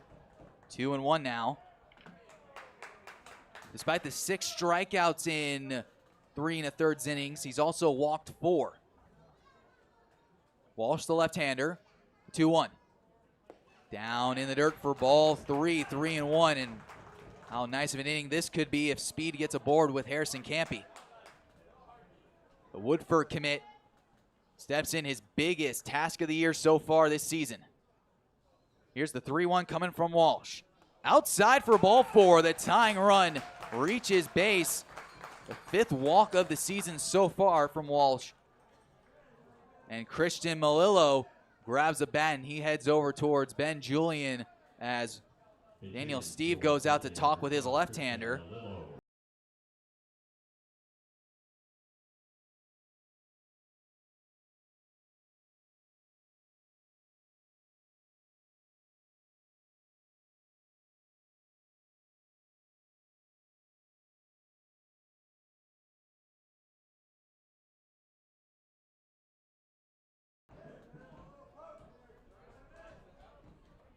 Back on Friday night. Was able to work a walk and a hit by pitch, though, in that game, so he was able to add to the on-base totals. Harrison Campy, good speed aboard at first base. Ferrara, the first baseman, holding him on. Briggs Loveland pinching up the middle. Pitch. Fastball runs outside. Campy retreats back to the bag quickly with Camara getting ready to send a throw over. Smart but aggressive. Smart but aggressive. Double-A base runners should be their mantra this inning. Pitch in the dirt. Does not get too far away from Camara. Now Malillo has a 2-0 count. Tim Wagner playing in on the green part of the turf. Flaherty, the shortstop, playing deeper in the 6th hole. Outfield playing shallow. Little pause. The 2-0. Swing and a pop-up foul over our heads, out of play. A couple of kids go running for the baseball. 2 balls and a strike. Doubledays down by 1. Tying run sits at first base in Campy. Still a good hitter's count at 2-1 for Malillo. Campy takes a healthy lead over there at first base. Little pause. The 2-1. Swing and a foul ball sent down the right field line, foul. Out into the Pilots' bullpen. And now the count evens up at 2. Extra innings last night. Doubledays dropped that one, final 3-2 against Elmira, looking to tie this one up and send the fans home happy here tonight. Little pause. Campy, good lead over there at first, dancing. Snap throw over to the bag. In there safely with a dive. 2 balls, 2 strikes. Nobody out, runner at first base. To the Doubledays pinch hitter, Malillo. He comes set. Little pause. Here's the 2-2 as the runner takes off. Taken for strike 3. The throw down. Campy swipes second base. So despite the strikeout, the Doubledays have the tying run sitting on second base. And here comes the top of the order, Carson Gross. Batting shortstop, number 5, Carson Gross. So 1 out here in the 9th inning. Carson Gross flips it over to the right-hand side, the switch hitter. No hits in this one so far. Hit by a pitch, a ground out, a fly out, and a pop out as the first pitch is a called strike on the outer edge. Campy delivered the game-tying hit last night. He sits on at second base. Gross looking for his first RBI this one so far. Campy, healthy lead at second base. Little look back, the pitch. Slider misses the outside corner for ball 1, 1-1. Wind starting to really blow in from left field now. 75 degrees now here inside the ballpark. Little pause. Looking at second, the pitch. Taken on the outer half, off the plate away for ball 2, 2-1. So we're getting into that point of the ball game where almost every pitch feels like it's life or death now. Especially if you're able to work a good hitters count like 2-1. Little pause, takes a look at Campy, taking his lead, the pitch. Swinging a ground ball, stuck by the third baseman Wagner. Throws onto first base. Hard contact by Carson Gross, and now there are 2 away, and Hazel Martinez is the Doubledays' last hope.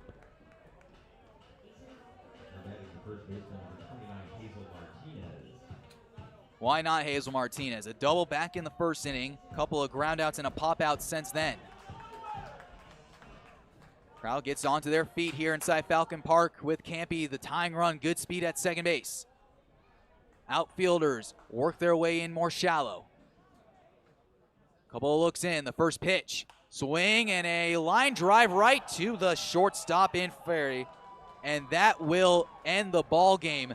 Newark gets their first win of the season. They improve to 1-6. The Doubledays fall back to 500. Falcon Park with the totals here on the Doubleday Sports Network. Doubledays lose this one 7-6. We'll be right back.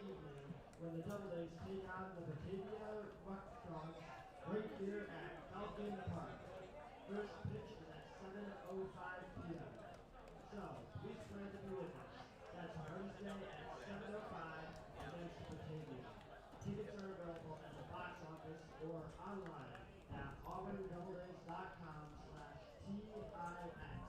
That's auburndoubledays.com/TIX. And we're back here inside Falcon Park as the Doubledays drop a tough one by a final score of 7-6. Despite the late rallies, there's nothing the Doubledays could do about the Pilots as they string to their first win this season. Tough one for Auburn as John Sanchez will escape with the win for the Pilots, and a tough loss for Will Coleman. He pitched well despite that one tough inning as the Doubledays are awaiting to have a meet and greet down the third base line. Tough one to drop here as the standings we'll get an update on the standings later on. As it was in the game currently, Jamestown looking like they're going to see the victory, so they'll be 5-1 at the end of this one. Elmira will drop to 4-3. Niagara hasn't played yet, so they'll be still at 4-2. Auburn drops to 3-3. Batavia and Geneva are still playing, so we won't have a score update until a little bit later on tonight. But regardless of that, the Doubledays drop a tough one at home to a team that was struggling to get the offense going, and it really was the 2 errors that really hurt the Doubledays. Tonight, the tough defense just could not play in the clutch, and it would help the Pilots secure their first win this season. Well, we'll be back on the air tomorrow in Batavia. Doubledays play the Muck Dogs for the first time this season. They'll see them twice, once on the road on the 12th and then once at home on the 14th after a scheduled day off on the 13th. Back to Newark on the 15th to play the Pilots, and then a couple of more games against Batavia on the 16th at Batavia and at home on the 17th on Saturday. It will be a fireworks night, so come out to the ballpark if you want to see a special nighttime spectacular. Well, that'll do it for us here in the booth. The Doubledays dropped a tough one, 7-6. We'll be back at the Doubledays television network. We'll see you tomorrow night when the Doubledays take on the Muck Dogs. For Trevor